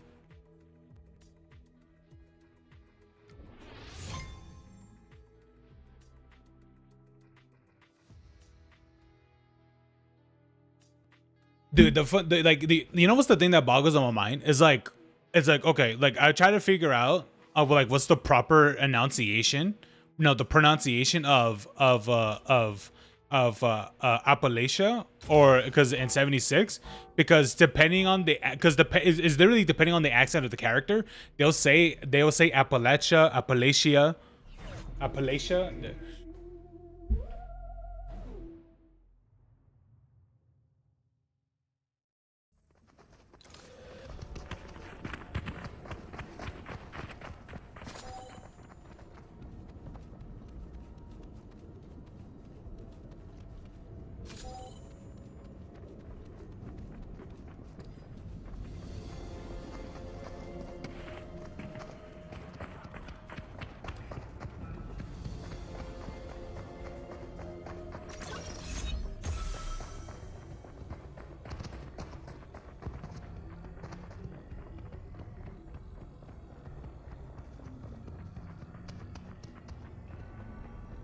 Yes.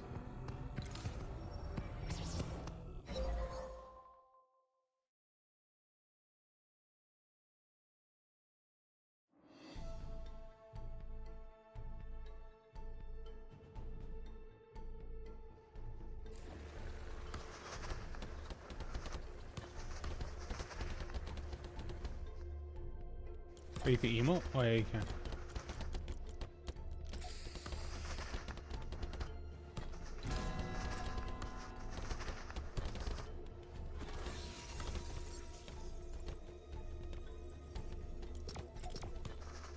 Yeah, it's me.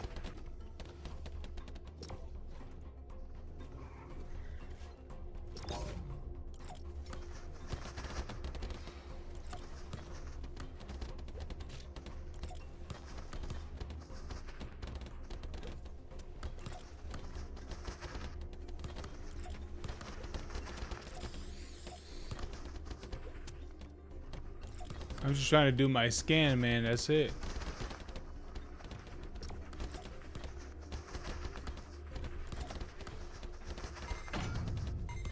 I see number 2 thing spinning still, so.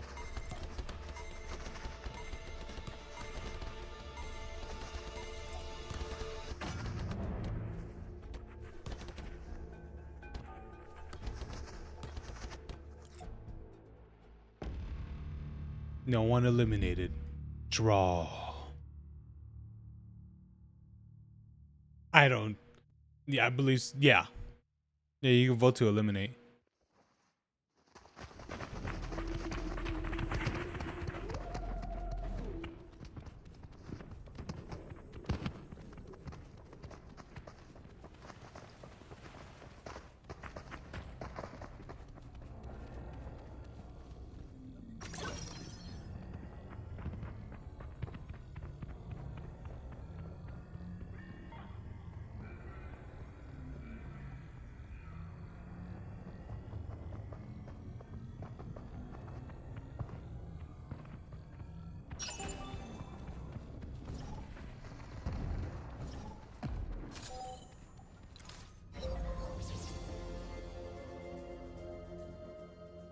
What'd you see?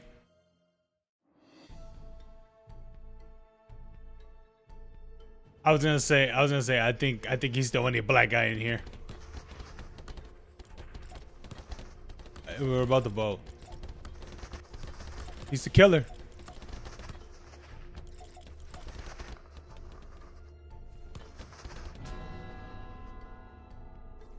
Wait, how do you? Oh wait, you can vote. Oh yeah, you can. Oh, you have to look at them and vote. Oh. Oh, damn it. I think I voted for the wrong person. Wait. Oh, wait. Yeah. I think it shows the actual name when you vote for them.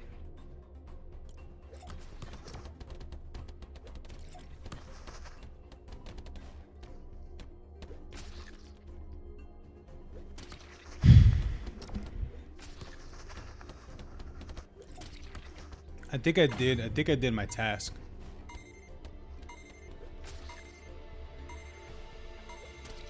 I think votes 7's gone.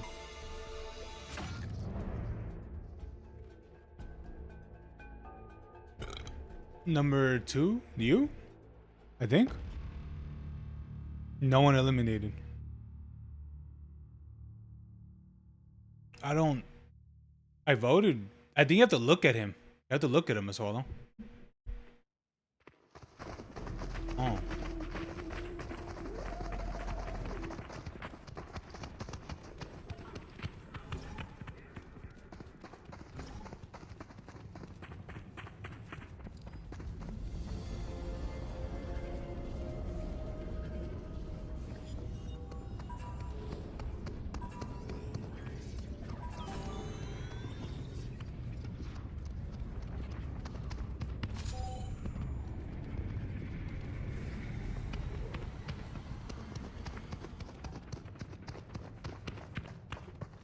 Of course it's Miles. It's always been Miles. I totally never trust a black man. Oh, okay.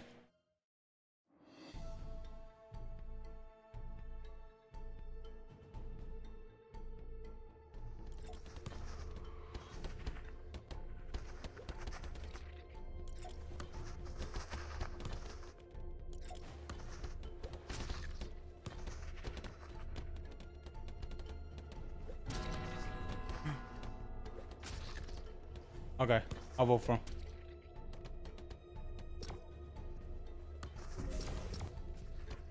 I think that's how that works. So you have to look at them. Yes. Okay.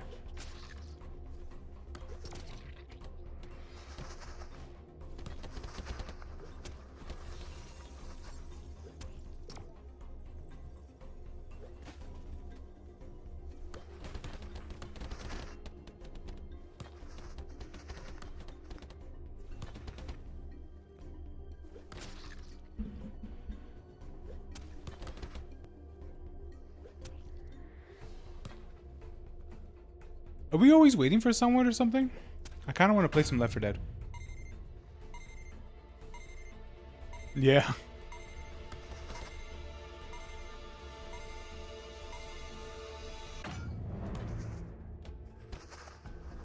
Oh no, Swallow, they're voting for you.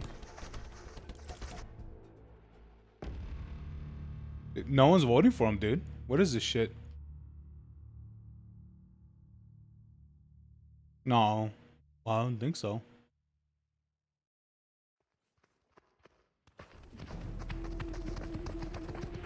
Yeah, that's been saying at the bottom.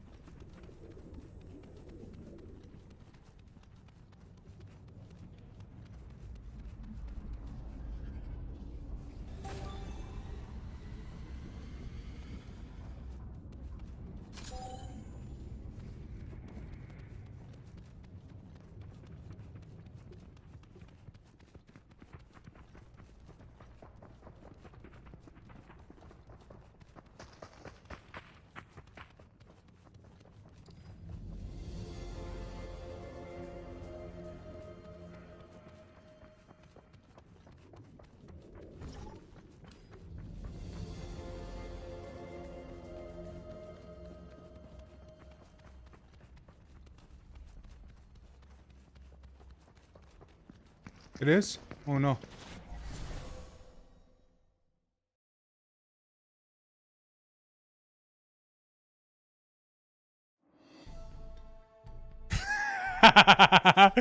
Would you trust a guy that looks like that?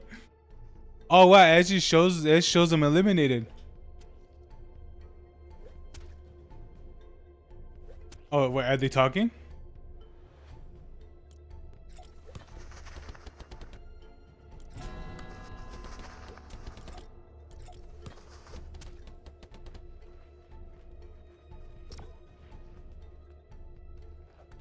It's the dead guy, dude. I'm telling you, it's him. It's nostalgia. I'm telling you, it's him.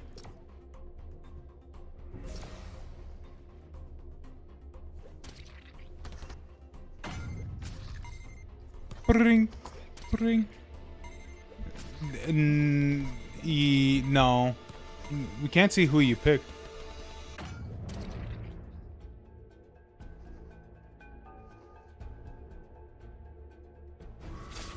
No, swallow. I voted for him.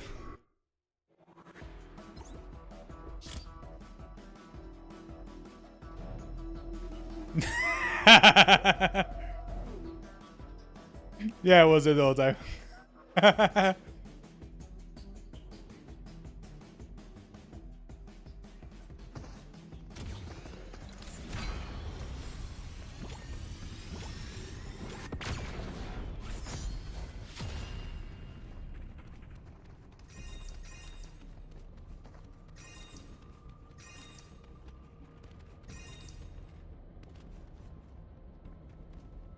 All right, we staying here, or we leaving?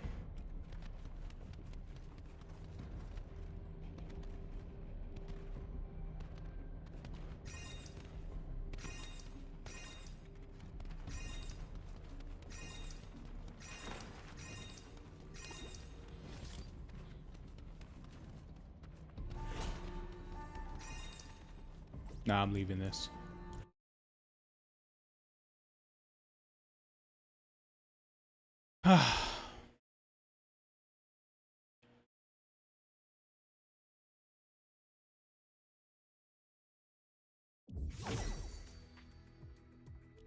I was collecting the coins.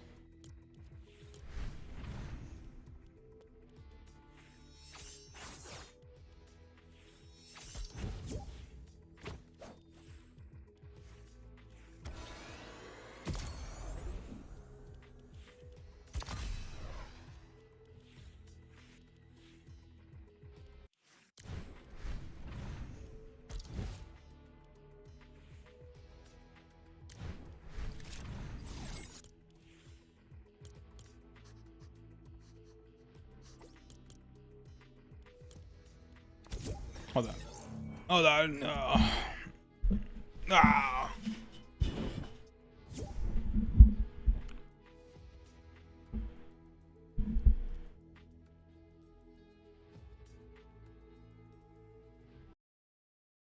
All right, you guys could do a couple of matches. Hey, what's with the money?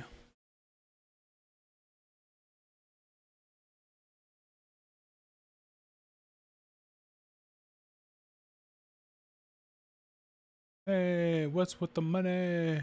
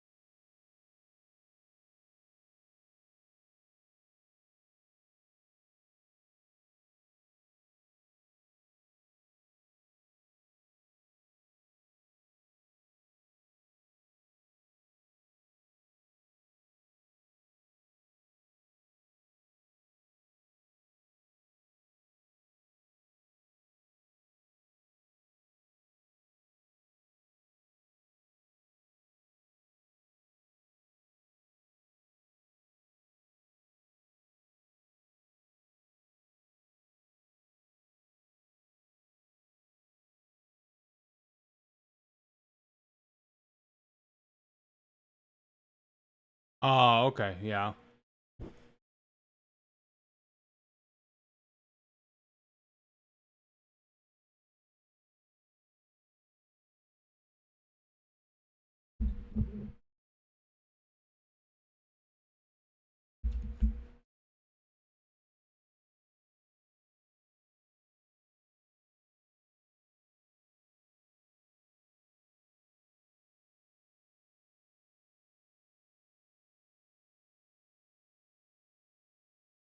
Oh,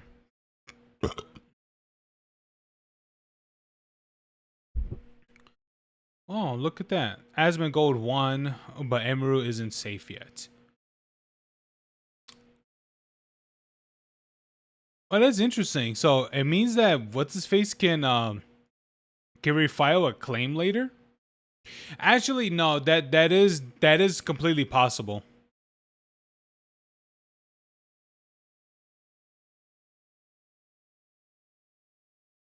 Yeah, the thing about it is that if your thing was dismissed the first time, you will have to come back with that with for that being much more better, much more stronger or and things like that. So I would highly expect his thing to be dismissed again. I don't doubt it. Anyway, I'll be right back. Alrighty. Let me swap out a couple of things here.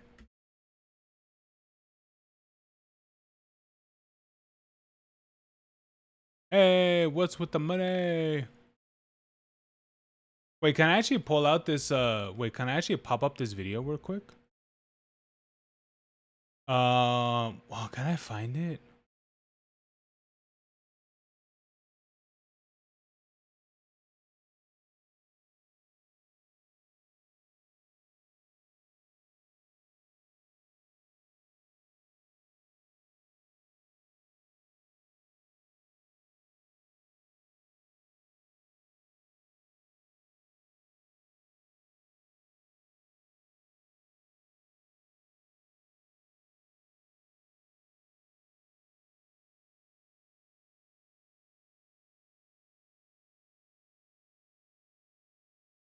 I don't even know who these are. Oh, dude, Dauntless? Bro, whatever happened to that game Dauntless?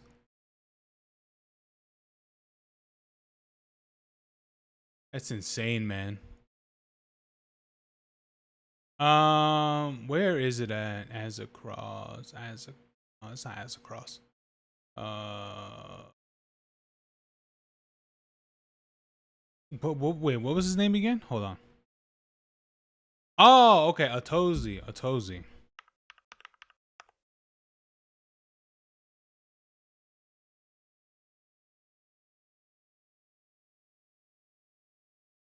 Bill Gates' daughter's AI startup caught scamming. Oh, bro, I gotta see this. Hold on.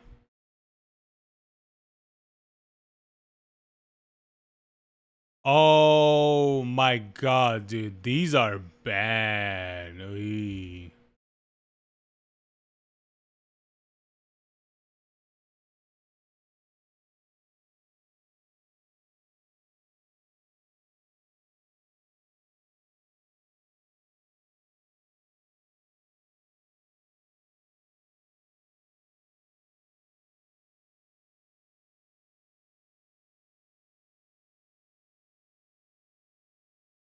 Okay, all right. You know what? Let's look at this real quick. Um,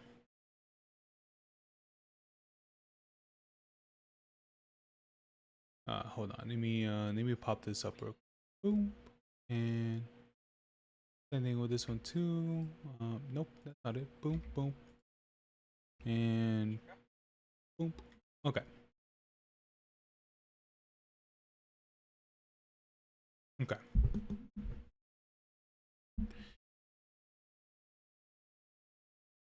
Okay.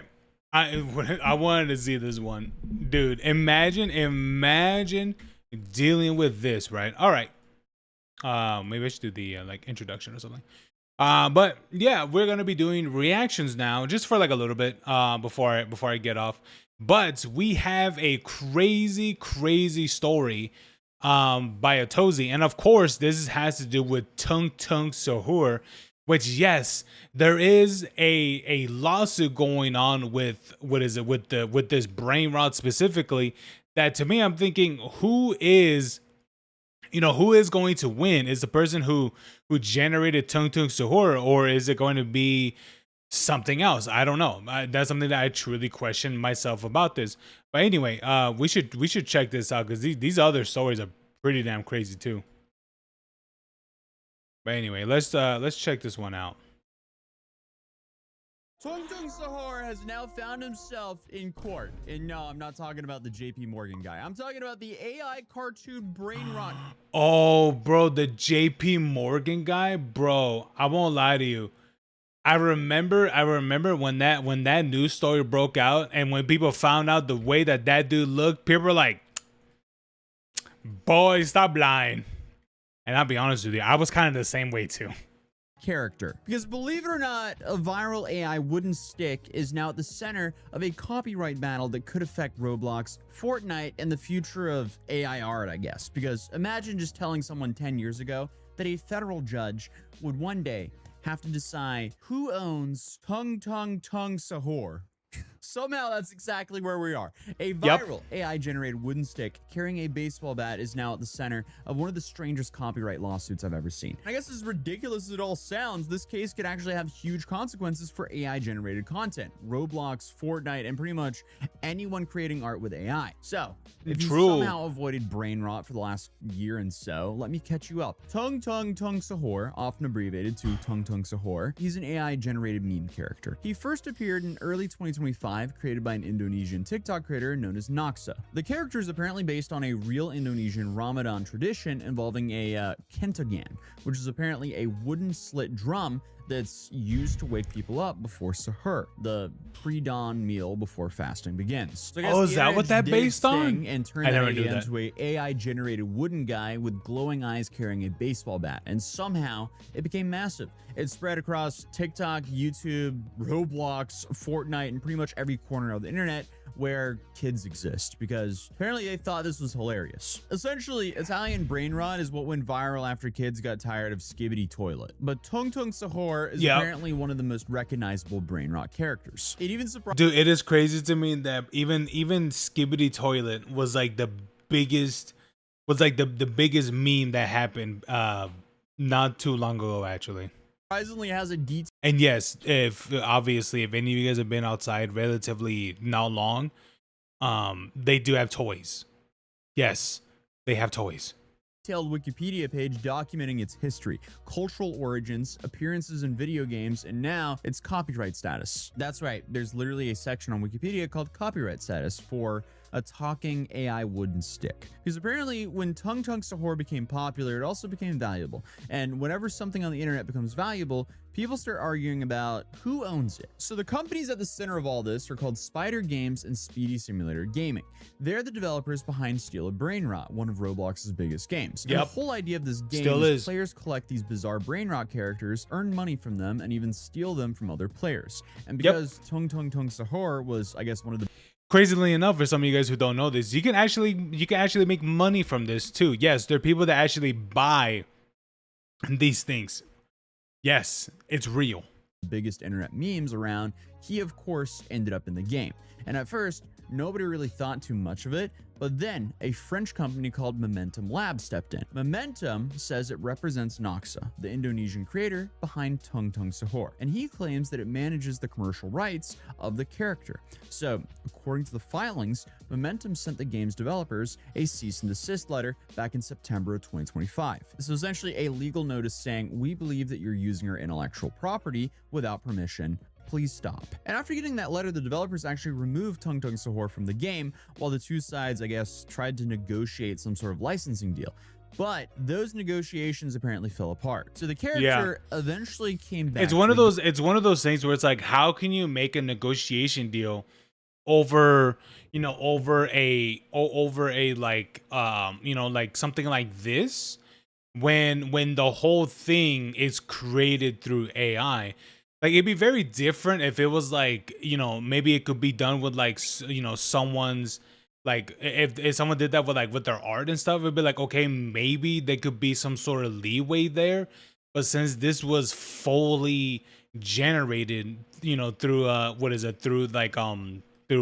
whatever, to put the pieces together, it's like, well, the thing about it is that, like, is it really like that person's thing or not? I mean, it's a real gray area sort of thing. game. And this is where things really escalated, because instead of simply just waiting to get sued, the developers went on the offense. They actually filed a lawsuit in federal court asking a judge to declare Momentum doesn't actually own a valid US copyright over Tung Tung Sahur or several other brain rot characters. Now, if you're sitting here thinking to yourself, how can there even be a lawsuit over a AI generated meme that was generated in Indonesia? Yeah, it's kind of the point. There's a whole lot of questions in the air here, because this isn't just a fight over one talking wooden stick. It's a fight over what the law thinks about AI generated content. So here's the big legal question. Can you actually copyright something that was created with AI?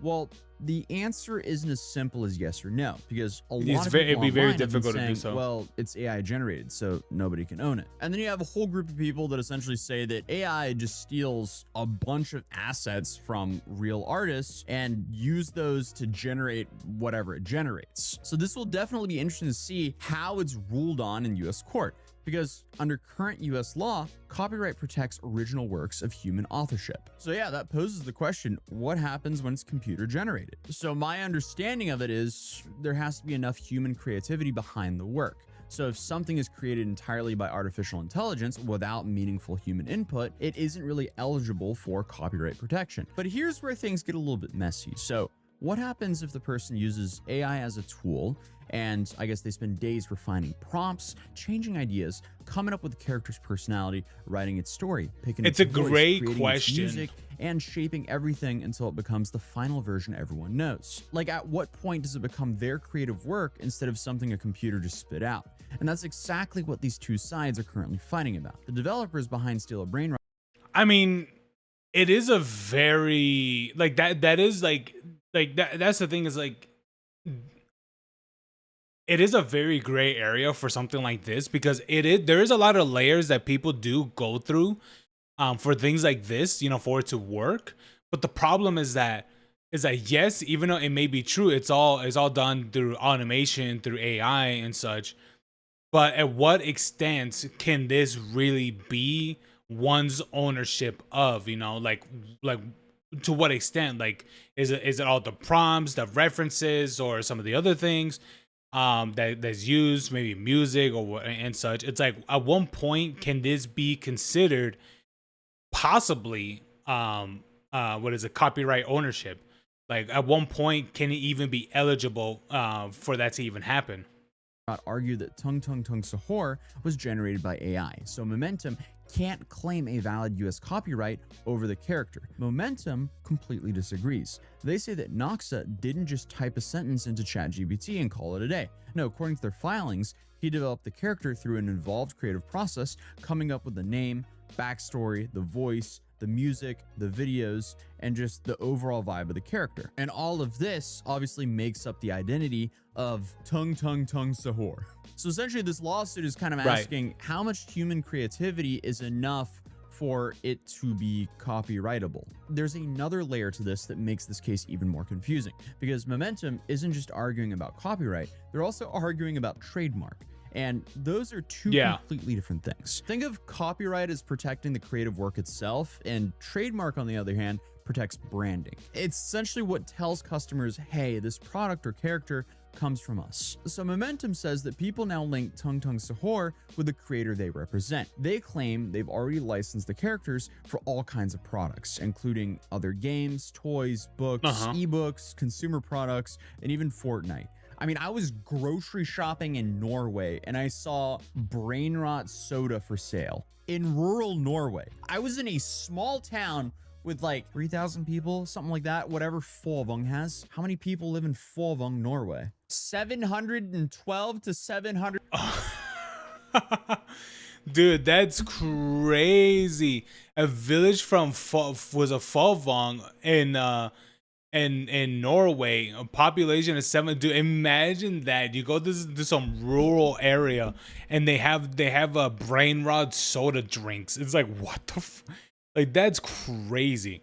Hey man, for a lot of these things, I'll be honest with you, for a lot of these things, good luck, man. I'll topic real quick. An anti-Trump ad popped up on my TV while watching your stream on YouTube. I'm not surprised. 120 people live in Folvung, Norway, and they somehow have brain rot soda.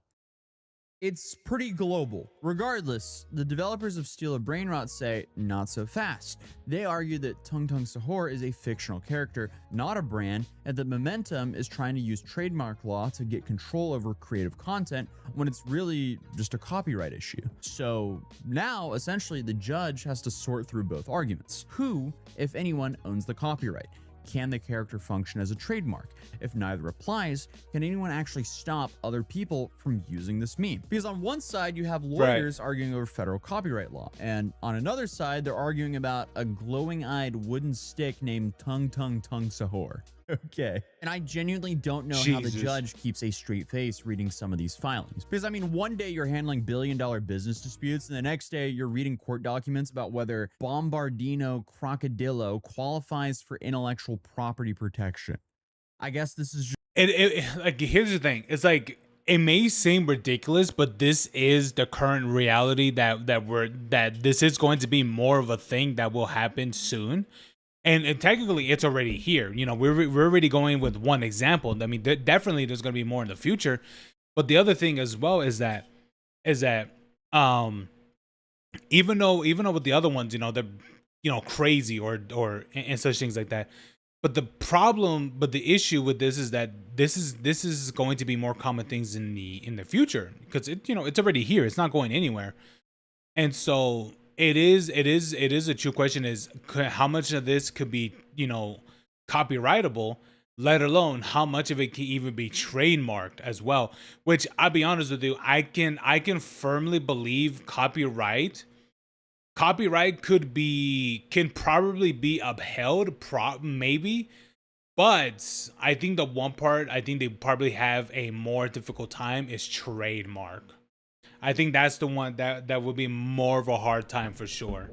I don't know why though, but I think trademark would be a lot more difficult. Just where we are in society. The judge hasn't actually ruled on any of this yet. Right now, both sides are basically telling the court, the law is on our side. So it'll be interesting. Spider Games says that these characters don't qualify for copyright because of how they were created. Meanwhile, Momentum says there was plenty of human creativity involved and that they've been licensing Tung Tung Sahur to other companies for a while now. So nobody has officially won yet. In fact, one of the biggest reasons people in the legal world are paying attention to this case is because there isn't a clear answer yet. The US Copyright Office says that essentially copyright protection works of human authorship. But as AI becomes more common, courts are still figuring out where that line really is. How much AI... Hey man, if this becomes big enough, don't be surprised if they change it where the AI will be copyrightable and stuff. Time changes, evolution changes, laws change. That's just the way how it is. So don't be surprised if some of these things that do make it where that things that are AI created, AI, you know, prompt made, or even just reference made and things like that, are fully copyrightable and trademarkable as well. AI is too much AI. And that's why this lawsuit could end up being remembered as a world-changing lawsuit. Because as crazy as this sounds, whatever happens to this lawsuit will probably shape any future AI-generated copyright dispute. And obviously, these are actually some big companies. Like, just for context here, allegedly, To Steal a Brainrot, this Roblox game, is making $10 to $11 million in real-world revenue a month. There are some Roblox kids out here who are making very popular games who are making stupid money. And I can only imagine how much the licensing deals for Tung Tung Sahur and all the other characters are worth. So both sides of this lawsuit, they're gonna have a whole lot of money, which honestly really makes me want to go see it in person. So if you guys want me to go cover it in person like I did with the insane TikTok psychic, like I did in this video right here, which you can watch here, drop a like on this video, subscribe if you're new, check out that video because that's just like one of the craziest videos I've ever made, and I'll see you guys in the next video. Peace. That's an hour and a half, brother. That is long. Wow. But yeah, that I'm online. It is going to be a certain hill for these guys to, you know, to climb up on. But hey, I will say that good luck to them. You know, good luck to Tung Tung Sahur and things like that, trying to win this copyright lawsuit and trademark lawsuit and things like that. Good luck. I will say that, man. I will say that. So there it is.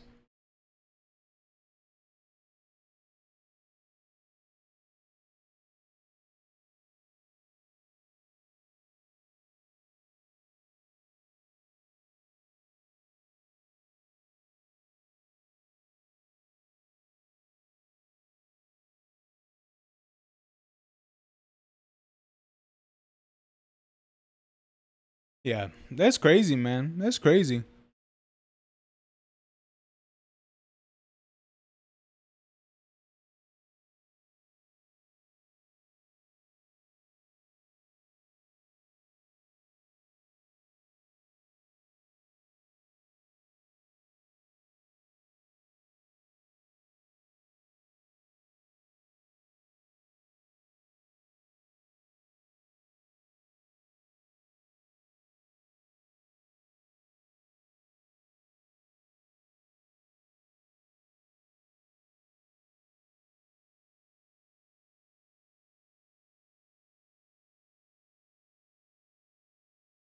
Let me see here.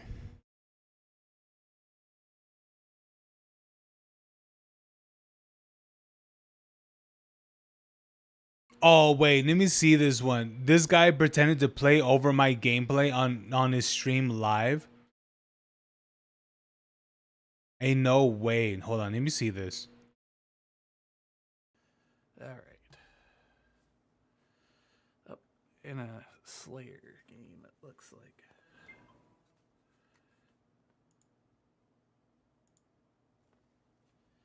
Let me see this. Oops. Oh, I need to switch it. All right.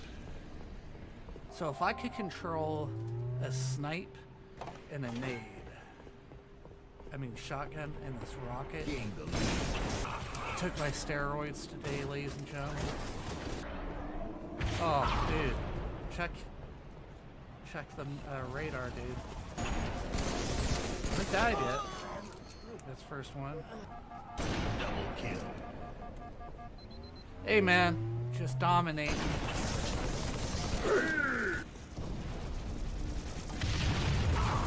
Bam. Bam. Killing spree. Triple kill. Overkill. Is this really Halo 3 or is this more of Halo or is this Master Chief Collection? Nation. Kill Kill Atrocity. Can I get a 360 no scope? Let's see here.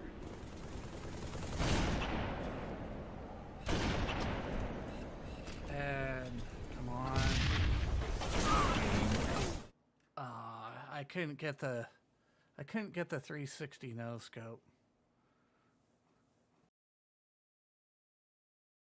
Make sure to comment, like. The dude literally swapped his screens before the names even popped up, and you can see it for a few frames too.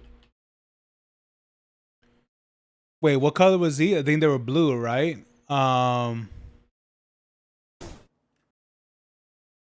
Wait, what color? Oh no, they were red. You couldn't. Oh, okay. So you can't even see it.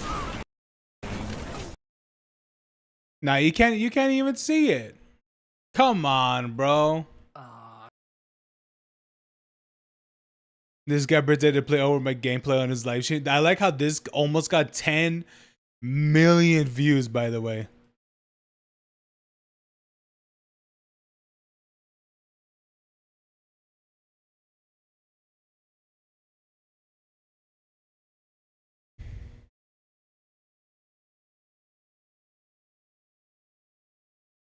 Bro, who does this? Like genuinely, who plays over other people's gameplay? I feel like I've seen this shit before.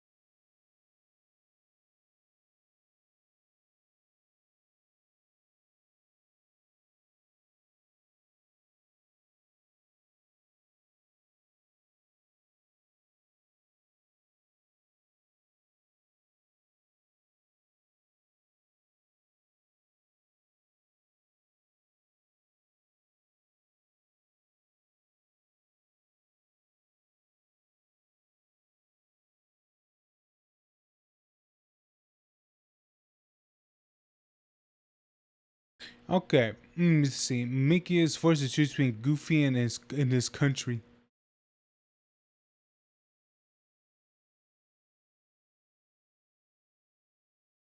Guy in VR talks about the worst day as a soldier. Bro, that's some heavy ass shit. Like, damn. I feel like I've seen this video before a long time ago.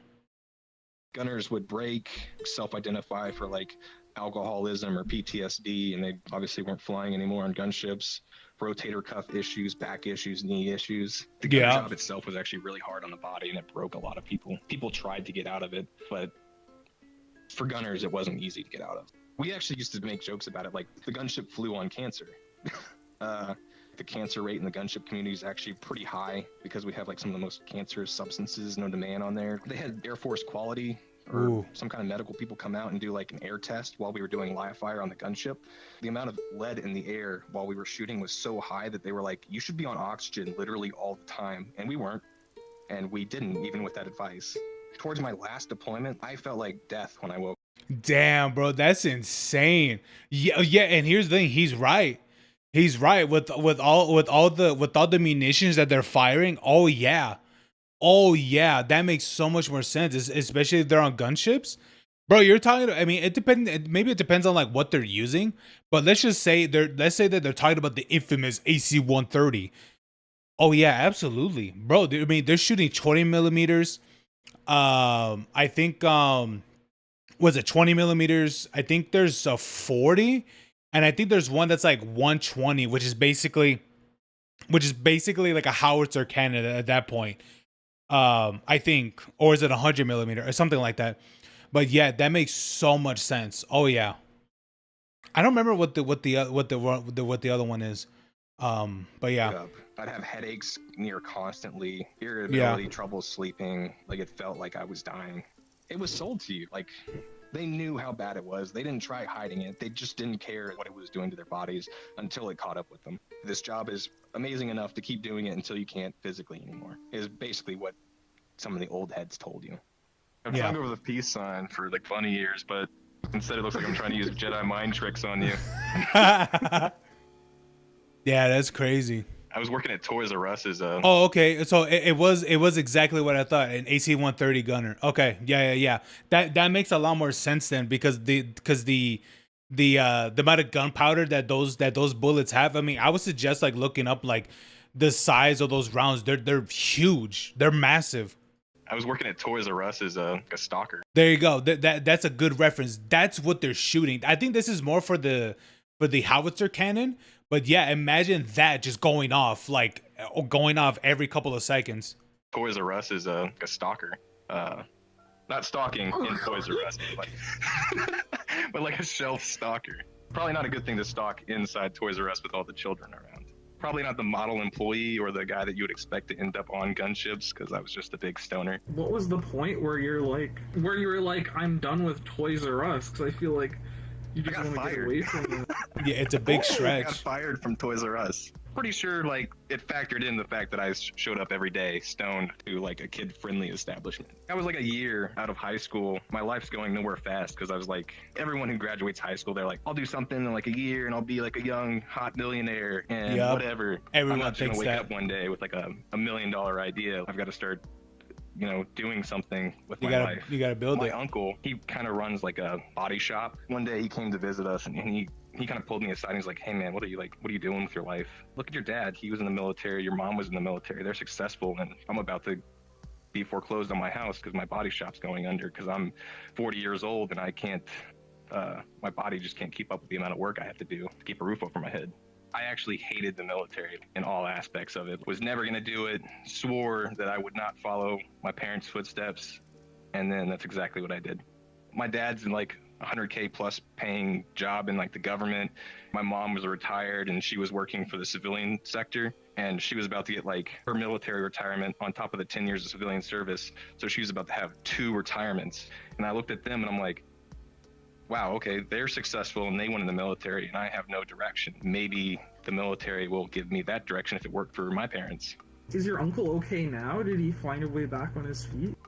He's still got his roof over his head, but he's still doing body shop work, and he's like lost all of his teeth. He's kind of addicted to painkillers to like get through the day.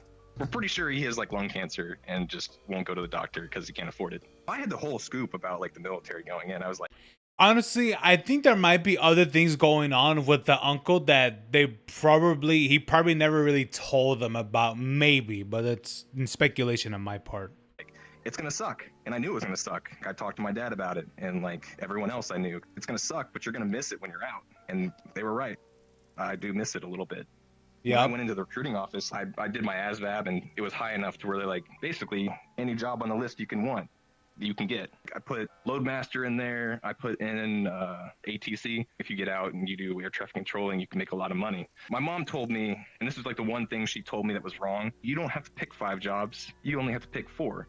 I walked in there only with 4 jobs, and the recruiter was like, you only have 4 jobs on here. And I'm like, I only need 4. And he's like, no, that's Air Force regulation. You need to pick 5 jobs on your dream sheet. And I looked down the list, and nothing really jumped out at me. What's aerial gunner? And he's like, I think you shoot guns out of planes. And I'm like, oh, well, okay.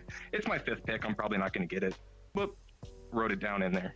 And that was my 5th pick. And then like 2 weeks later, I got a call from the recruiter, and they're like, hey man, you're going to be psyched. I got this job for you. Guess what it is? And I'm like, I don't know. What is it? And he's like, aerial gunner. And I'm like, okay, so what is that exactly again? He's like, you're going to be a gunner on like HH-60s or the Pablo or the AC-130. The AC-130 from like Modern Warfare 2. Modern Warfare 2, like, yeah, yep. And then I got really into it. I started playing Modern Warfare a lot more than I already had been. Yeah, that's Kill about streak. right. That's about right. Yeah.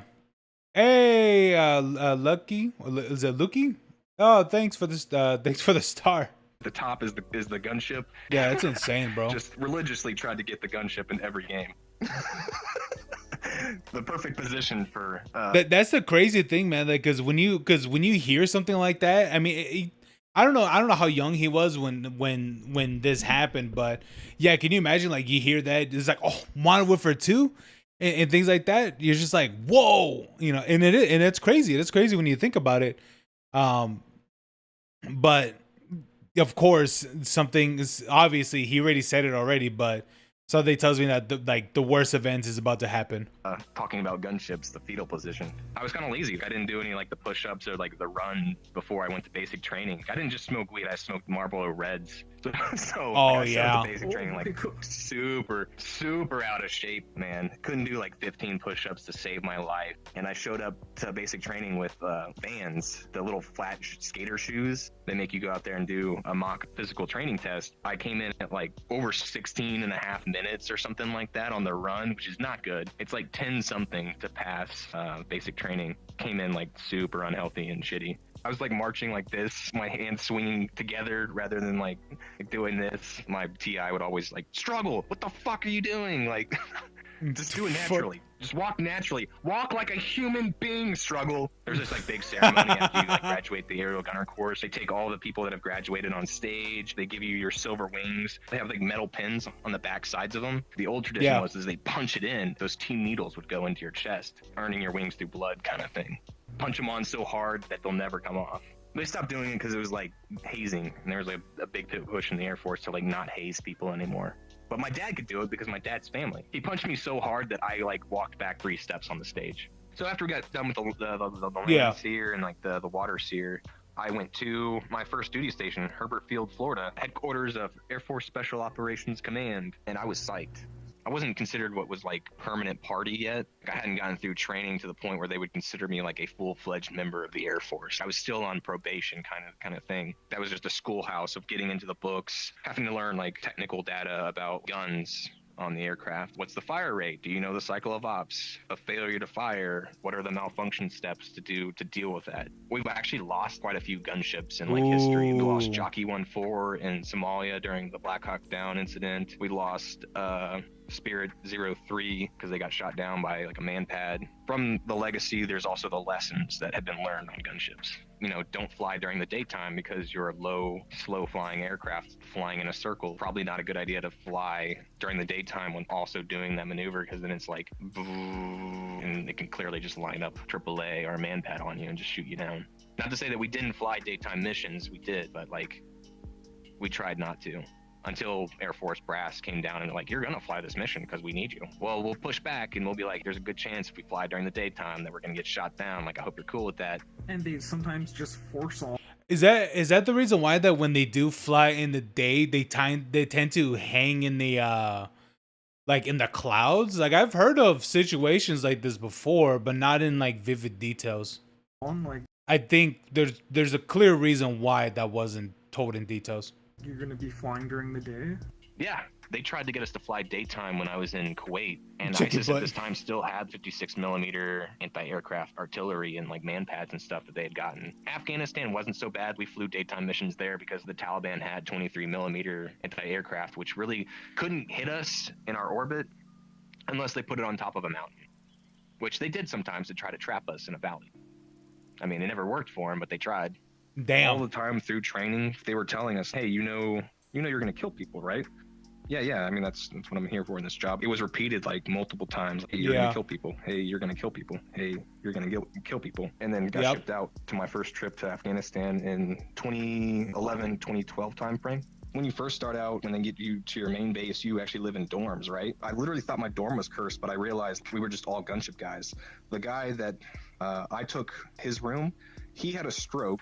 23-year-old had a stroke. The guy I took the room Jeez. from. The guy across from me, he ended up getting near constant headaches to the point of like he couldn't function. A guy down the hall started getting like epileptic seizures, and the other guy at the end of the hall, he shook. He literally got something where he had like the shakes all the time, like Parkinson's. And I'm like the only Oh. one out of that specific time frame of guys that. I would expect that he probably. I don't think. I mean, it could be that it could be from Parkinson's, but honestly, it kind of just sounds like he just got like PTSD sort of thing, because that can happen. Like some people can get shaky hands because of PTSD, and it just doesn't stop. That can happen for some soldiers. Didn't have some neurological disorder happen to him. When you're young, you Yeah. have a little bit of a mortality complex. So like I didn't expect anything to happen to me. I'm like, well, obviously they had health problems, whatever. There was a point when I was in gunships where I was like, I'm probably gonna die of like cancer, and that's cool. That's pretty metal. I stepped off in Kandahar, had like that oh shit moment. I'm in a fucking combat zone. Increased adrenaline, the tunnel vision's coming in because I'm like, Yeah. that whole first night I walked around in like a daze. There was one time where we got rocket attack every 30 minutes. The Taliban had set up on this ridge outside of Kandahar all these little mortars and rockets and stuff. They'd used ice as a timer. They had figured out how to put enough ice in there that when it would melt, it would be 30 minutes when the primer would strike on the projectile, and then it would go off. So they just knew how much ice to put in there. They did that one night where it was just Whoa. like, boom, rocket, 30 minutes would go by, and like all the people would scurry around base looking for a UXO or what the impact site of the rocket was. Once they found it or they didn't find it, they would give the all clear.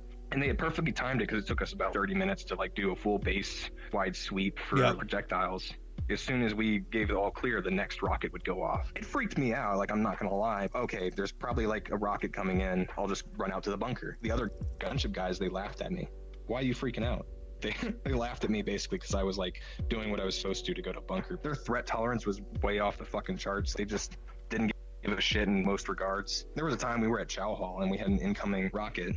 I mean, like, here's the thing. These guys, I mean, like, the thing about it is, like, these are the guys that know that the missions that they're flying in, they're flying a what is it, a aerial tomb at that point, in a way speaking. Like, yes, it's literally a giant tank, that could that has like insane cannons on it. It's true, but in the same time, it's like, well, if something hits them and they're going down, they're gonna go down fast, and there's enough ordnance in that plane where it's just gonna be a crater, literally a crater.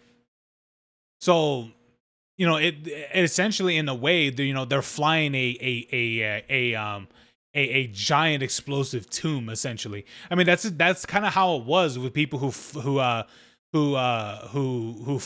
in World War II, who flew like the B-52 bombers and such. Those were basically flying bombs. Like, that's literally what they were, because that's pretty much what they were designed to be. And so and they were shot down, and when they crashed, they exploded. And I mean exploded if they didn't drop any of their ordnance, or what is any of their like ordinances. I can't say, I'm not saying that correctly, but any of their bombs or anything like that, those would explode in such like massive payloads, because the amount of explosives that they were carrying. The whole entire like chow hall drops to the floor, except the gunship guys just sit there at their table just eating their mashed potatoes or whatever the fuck. Combat pay was prorated for like hostile fire stuff, and you could pay more for getting shot at. As it went on, it's like, score, they shot at us. So was there a lot of talk there about the politics of it back home? There were guys that wanted to talk the politics about it. At that time, I was kind of young, and I was kind of disinterested. We would talk about like how we funded the Taliban to fight Russia. It was kind of karma that we would have to fight the enemy we created, kind of thing. Yeah, of course. So let me set this up. I don't know if they were a QRF, a quick response force, but they were all like A convoy, and they were driving up the side of this mountain. There's a sheer drop off like right here to the valley below. Above it, there's like this cresting ridge. We're below the alpine level, so there's trees up here too. The convoy is going, and an RPG hits the lead vehicle in like the tire well. The tire explodes, but like everyone inside of it's fine. They're meant to withstand explosions. So like these guys dismount from this convoy, and they're just shooting up the ridge line. It all happened really quick. I was like on the 105. You think like these shells are pretty dumb, they just explode on impact, right? The PGU-45 actually had a radar in it. And when you shot it, these two little like cylinders in there would match up, and it would basically form a battery that would start powering this radar, and it would start sending out pings 15 feet above ground. It would explode. It would send out like this umbrella shrapnel that was like .22 caliber size, approximately 14,000 pieces of it. Yeah. Well, that was what it was supposed to do. What it actually did was it failed. The radar failed. I don't know if like it was just faulty or if it sat in inventory too long. So this thing smacks straight into the middle of the tree and just rips it apart. And the tree falls over, and it crushes two insurgents that were right below it, taking shelter and firing from it. My first death was by tree. I killed a tree and then two people under it. I went to my room and I was ready to process. I was like, bro, that's some luck, man. I'll be for real. That's some luck. Hey, man, that was some luck, dude. I don't be for real, man. Like, imagine that. Like, there's one thing that's supposed to. This pretty much what he used was like an air burster, essentially, and it's supposed to rain down fragments. Which I don't know. I mean, here's the thing. I don't know a lot of the things, at least much anymore, of the equipment that they use. But yes, that's pretty much what it was. It was like an air burster, pretty much. And those things are crazy. Those things are very crazy the way how they are, because you could pretty much mark exactly where you want them to detonate. Bam, they explode, they fragment, and things like that. And it's insane. And it's fantastic to get people out of cover and to, flush people out and things like that, or even just to eliminate them and such. But yeah, this dude got real lucky. I put some music on, and I just like laid there, and I was waiting for, I don't know, some kind of human emotion, because you watch Hollywood movies where like someone kills someone like for the first time, and they're like shook up about it. I was sitting there and on my bed listening to this music, and I was just like, is it weird that I don't feel anything? What's going on here? You did what you had to do. Some kind of way about what just happened, but like I don't. And I think over the years I've come to realize like what it was. I was like told, you're going to kill people, you're going to kill people, you're going to kill people. I had already had like internalized that message and like accepted that was going to be the conclusion. That's what I was going to do. Do you ever think, just like as you're going about your civilian life, back to lives you've taken?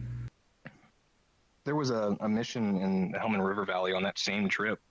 And if I'm going to tell this story, I want to tell it in its entirety. The Helmand River Valley was always kind of like a hot spot. Obama had like authorized this general for like a troop surge, one final push into Afghanistan. But because the war was ending, they had started tightening up the rules of engagement, making it harder to shoot enemies, but also like specific targets were like near impossible. You couldn't shoot a building without direct authorization from like the guy in charge of all of Afghanistan. I had been flying these Helmand River Valley. Yup. Here's the thing. That's one thing that a lot of people hated from Obama, that he did this sort of thing. It's like I will say that, I mean, maybe it depends on how you see it and such, but Obama did ruin a lot of the aspects of like rules of engagement and stuff, because the way how Obama pretty much said it, where like it's either that the people have to be firing at you first, essentially, for you to fire back. Like that's how kind of bad it was. I mean, maybe I'm like misremembering that, but that's what I've heard other people who are part of the military that have said that that's kind of how it worked. And so yeah, that's how it worked for like rules of engagement. That if you have that, yes, even though you see insurgents, you know, with AKs and things like that, if they're not firing at you, you cannot fire at them. That's what I heard from like other like veterans and things like that. Especially like veteran like YouTubers and such, which it is something that I firmly believe that Obama it's the reason why that a lot of these people were able to grow significantly more is because of that sort of rules that Obama pretty much put up on, which to me, I just think that he made everything significantly more worse. Missions for like 5 days in a row, and I wasn't expecting anything to happen because nothing had happened the 5 days previously. This ground party of Marines with their JTAC, they pushed down this little dirt road. This whole town that they were going into was kind of like sunken below the typical elevation of like the surrounding area. At the end of the road, there was like a wadi, like a creek, and on the side they had like a little bit of the wall of the like this town. As soon as like the first guy crossed that wall into the town, he started getting lit up by this 2-story mud brick building from like the top window. There was nowhere for these guys to go. Rules of engagement at the time was like, if they could get out of there, don't engage the enemy, just like let sleeping dogs lie, whatever. They went up Bullshit, to the right, dude. they'd go Light up that fucking and building. their backs would be to this guy who's shooting at them. If they went back up the road, they would lose the cover of the wall because they'd basically walk up above it. And if they went into the creek, there was no guarantee that there wasn't a window on the other side of this 2-story that could just shoot them while they were crossing this creek. There you go. That's exactly what I'm saying. It's like they couldn't like I'll be honest with you. If I was leading, I'd be like, level that building. Like they're firing at you, they're trying to kill you. Level that building. I don't care. What is it? Use a Moab. I don't give a shit. These guys were just stuck here behind this mud brick wall with these AKs. It was basically turning this wall into Swiss cheese while they were behind it, losing their cover. Oh God, this mission's hard to talk about. Yeah, it's the only time I've heard a joint task air controller like lose his cool over the radio.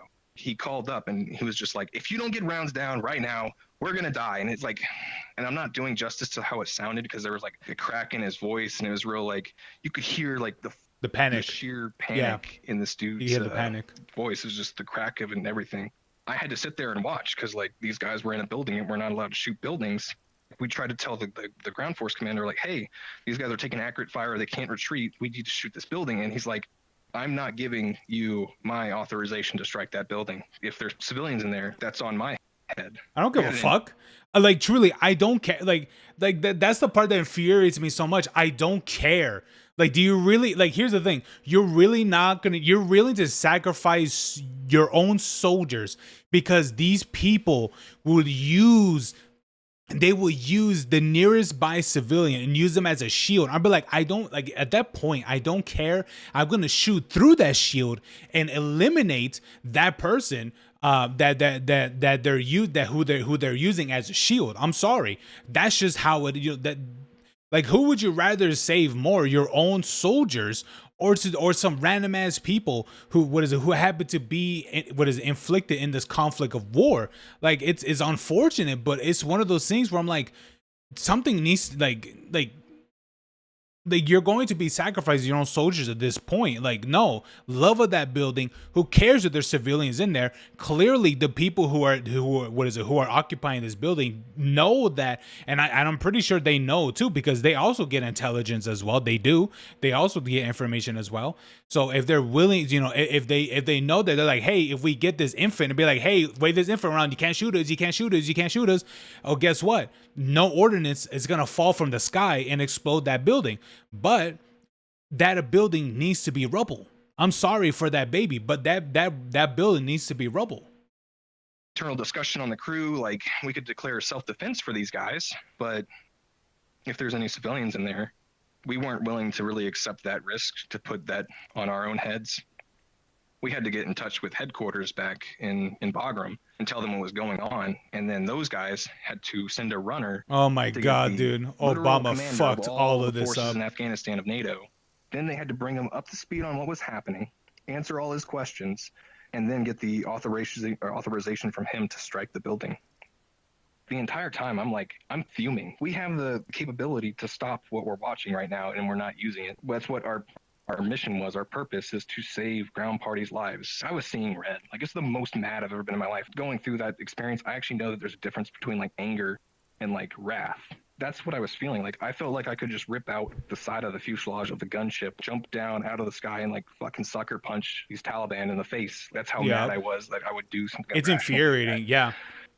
And so we eventually got the authorization to strike this building. Not 2 rounds into the 105 and like a couple 40s out of the 40 millimeter, we get this ceasefire call. And I'm like, the fuck are we doing? Let's level that bitch, turn it into a fucking dirt parking lot. Then they come over and they're like, women and children are squirting from the building, which squirting just means run away.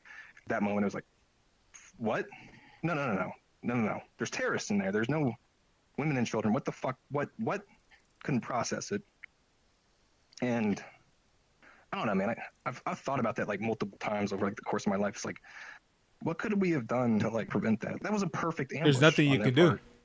From the setup to like where they got trapped behind the wall. I think about it and I'm like, the only thing that could have stopped it is if like we didn't get that push, we didn't get that surge, or the ore ended earlier.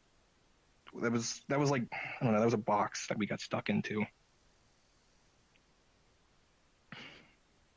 And I guess I came back from that trip. Well, not I guess. I came back from that trip pretty messed up mentally. I had this civilian casualty mission. And I knew it was bad because they had to bring in medical evacuation helicopters to like take them out. But I never wanted to know how many there were. It was kind of like a spiral at first. Like, the entire time I was deployed, it wasn't affecting me mentally because I had like a mission to direct all my mental attention. But when I came back and it's one of those things, man. It's like, it's, you know what it is? It's like, it's one of those things that you need to shut off from your brain of like your humanity part. And it's very difficult to say. It is difficult to do that because, you know, it is something that once you tap out of it, it's really difficult to tap back into it. But I will say that as a soldier, that's something that you gotta tap yourself out of it, because at the end of the day, these are people that are willing to use civvies as meat shields to stop you guys, and knowingly stopping you guys from doing what you have to do. That's the thing, man. Like, when things like that happen, you can't think about the civilian, because honestly, that civilian is already dead. That's the sad part. That's the fucked up part. The civilian's already dead. They just don't know it. And you got to remember that at the end of the day, these are the people that are willing to grab whatever nearest lives that they can, young or old, and wave them around as meat shields. And you can't just, and it's okay to feel bad. Like, it is, like, it's okay, but you just got to remember that these are the lengths that people of like the Taliban or whoever are willing to go through just to stop you guys to do what you guys are supposed to do, even if it means protecting your own. That's the other thing too. You have to shoot through the meat shields. You have to, young or young, very young or very old. You just have to do it. That's the fucked up part. After my family had visited me and left, it was like the first time I'd been alone with my thoughts about that mission. And I thought about it and I was like, okay, that's natural. Like, it was pretty fucked up. At this point, I'd already kind of like thought, oh, I guess I just don't feel remorse. But truly what the real thing is like, I was like repressing it all. This mission kind of like built up so much pressure, I couldn't uncork it on my own. I was like, if I can't stop thinking about it, obviously something's wrong about it. I was hesitating at that point to like throw around like the PTSD word. I didn't want to admit that I could have something messed up mentally with myself. I was like, all right, so we're going to do this my way. It'll turn into PTSD if you don't deal with it. Crown. And I went home and I fucking uncorked it because I knew it was a depressant and I was going to drink it, tap into those feelings, like release the pressure on the dam and just like whatever. Well, that was a bad move because as soon as I unbottled those repressed emotions, basically bawled like a baby for like 4 hours that night. And it didn't really stop after that. I thought like I'd wake up the next morning and, oh, cool, I had a good cry. It's out of my system. Immediately afterwards, okay, I'm thinking about the mission, but I'm thinking about the mission because I'm thinking about how I uncorked that emotion. And then it was like, okay, stop thinking about the mission. Stop thinking about it. It just bounced around in my head all day for like months. It was bringing me to like my breaking point. Easier for me to admit now than it was then, because like I was very prideful. Admitting that I have a mental problem was like never a place I was going to go. It got pretty dark there for a while. I couldn't even like decompress. What I had done before in my free time was like watch movies and play video games, and like I would watch a movie and like think about that mission, because there'd be like some small scene that would remind me of like what had happened in the Helmand River Valley. Or I'd play a video game and it'd be violent, and I would think about, you know, what happened there. Everything led back to that mission. Yeah, I mean, that sounds a lot like PTSD, my guy. But yeah, it is one of those things where like like you do need to talk to someone about it, you know, about this sort of thing to, you know, to decompress and things like that. Because here's the thing, many people would decompress or bury it and things like that, or even you know, bury it with alcohol or drugs and things like that. So yes, absolutely, you talk to someone about it, maybe a crew member or some shit or something like that. But I guess he didn't want to talk to it with anybody. Couldn't go to like mental health or anything, because then I wouldn't be able to fly. They would take me off flying orders to deal with that. It felt like I would be letting down the rest of the gunship community, or I'd be letting down the ground parties deployed. And I realize now that like the Air Force would have always filled my slot, but at the time, like I felt like I owed it to like the taxpayer, to the ground party, to my fellow gunners and the gunship community as a whole for, you know, I felt like I owed everyone without like feeling like I owed myself anything. I was drinking to feel sad. Yep. And to not think about it. At least when I was drinking, like I felt like I was in control, which really was the dumbest thing to think when I was like going through this. Because I wasn't in control of it at all, and drinking was not helping at all. It made it worse. I was just doing it anyways. It always makes it worse. I did initially try to drink with other people, but I realized that I wanted to fight other people I drank around, which is a new thing. I had drank before that, and I was always a happy drunk. But like after this, when I drank, I wanted to fight my friends, special forces guys that I ran into at like the bar. And I realized that like I don't want to fight my friends and like the other people that I work with. I just kind of withdrew from that party drinking. Yeah. Because it wasn't partying anymore for me. It's repressed anger. That's what it is.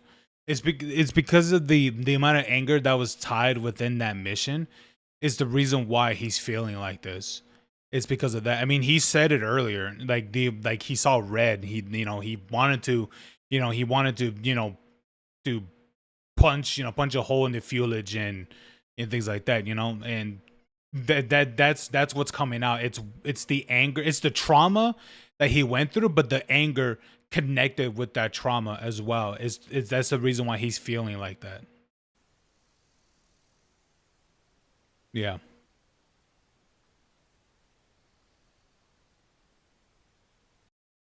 Yeah, that's crazy, man. Yeah, that's an insane story. Yeah. And I don't doubt there are plenty of soldiers who have like stories like that where like they're trying to save their crewmen or their groundsmen and stuff, but they can't because during the Obama administration, they had it where the rules of engagement was so horrific. Like it was terrible. Not, that yeah, if there was like any civilians, you were not able to fire any like any shells or anything like that. Like it was bad, man. Like they really cared about perspective. And to me, I'm like, at that point, I don't care about perspective. I care about saving my soldiers. If it means eliminating a civilian life because they're being used as a meat shield, well, what needs to be done. And it's sad, but it is what it is. But yeah, it's sad, man. But that's the reality that we live in.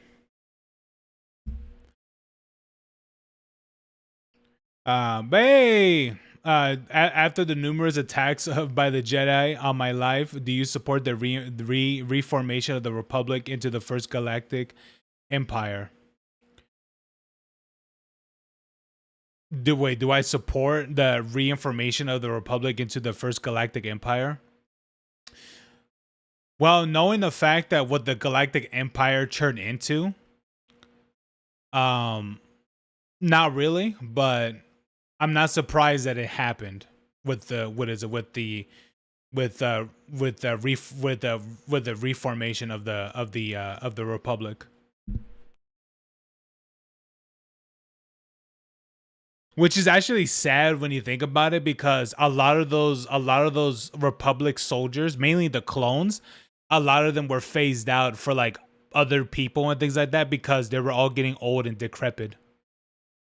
Because of course, clones, they age what, like eight, what was it, like 8 times faster or something like that. So they got old fast. Clone troopers execute order 68, order made to come for you. Yeah, I don't doubt it. Yeah.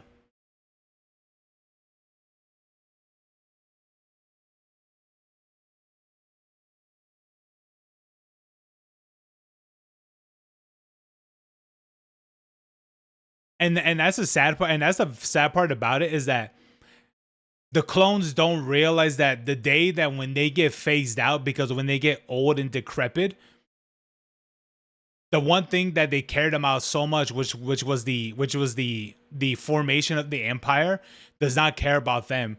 While realistically, the old Republic, or I guess you could say the Republic, would care about them more.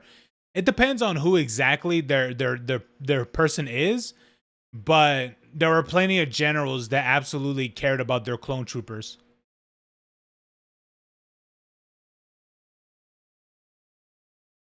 Yeah, the clone troopers again, was it 2 times as fast as they were expensive, and they would be phased out in the empire. Yeah, that was the thing too, because they were able to do everything because they had such mass numbers, but because of the way how they aged, they got phased out pretty quick because, well, a 30-year-old or and will be roughly like a 6-year-old and such, and things like that. So they're phased out very, very fast. And here's the thing: that's what you did see in the in which one was it? I think it was the Obi-Wan show where you did see old soldiers.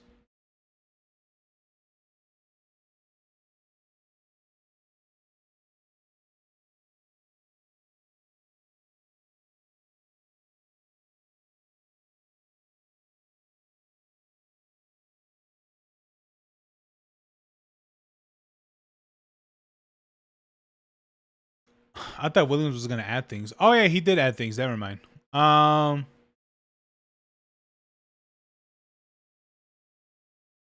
Let me see. The brain rot lawsuit, blah blah blah. I reacted to that one before or earlier. How Michael Jackson became an honorary Crip. Oh yes, I know of this story. This is great. This is great.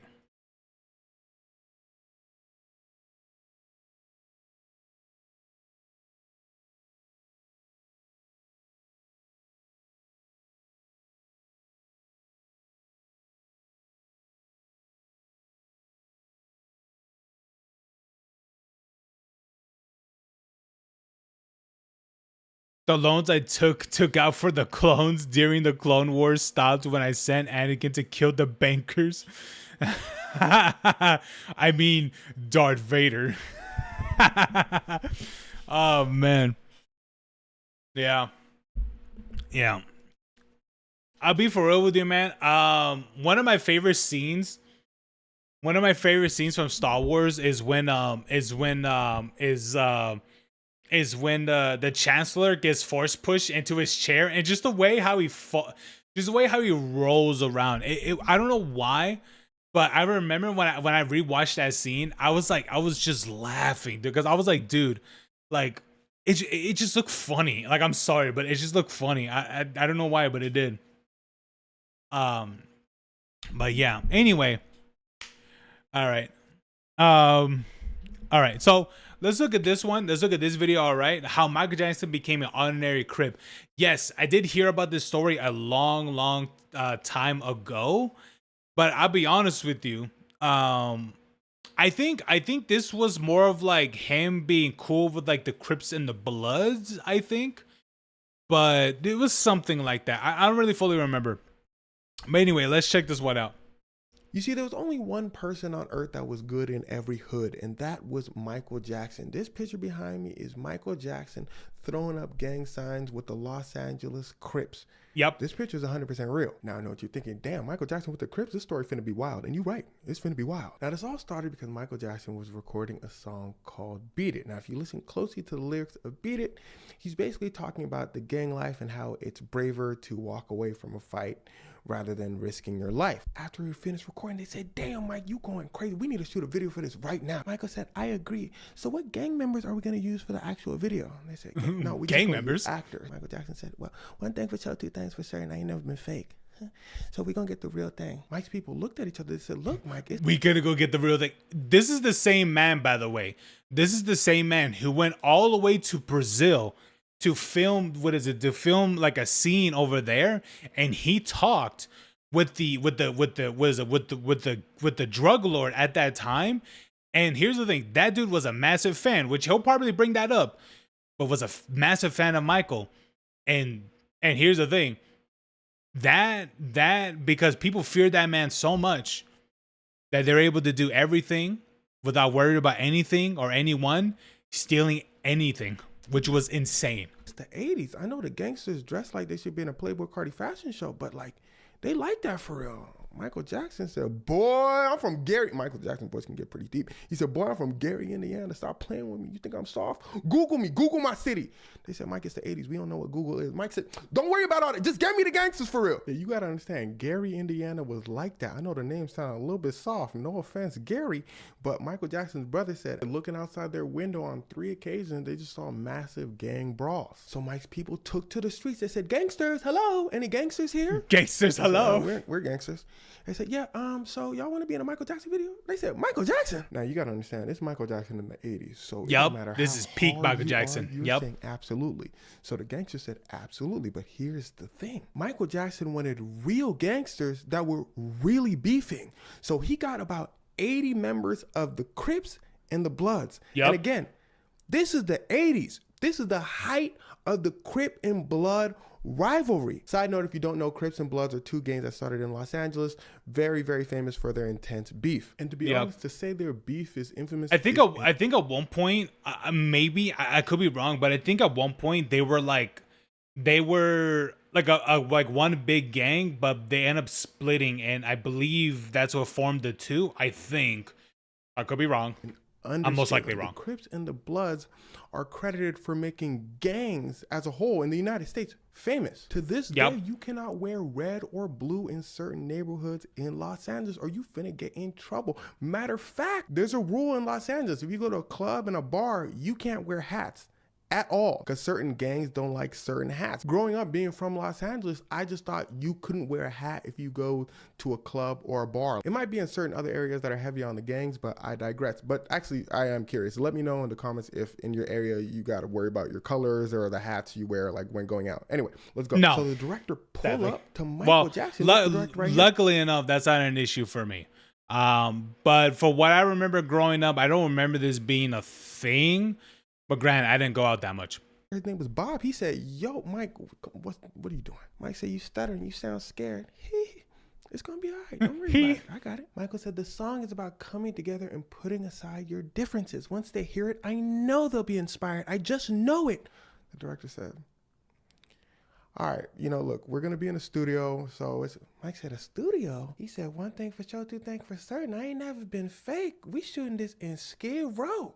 The director said, Skid Row, like the infamous neighborhood in Los Angeles that has the largest homeless population because the government basically gave up on it. Michael said, did I call the Crips and the Bloods and tell them to pull up to Skid Row? We gonna meet them there. So it's the first day of shooting, and here's where things start to get wicked. The director pull up to the spot, and assistant immediately rushes out to say, the Crips and the Bloods, they fighting. Whose idea was it to put them in a room together?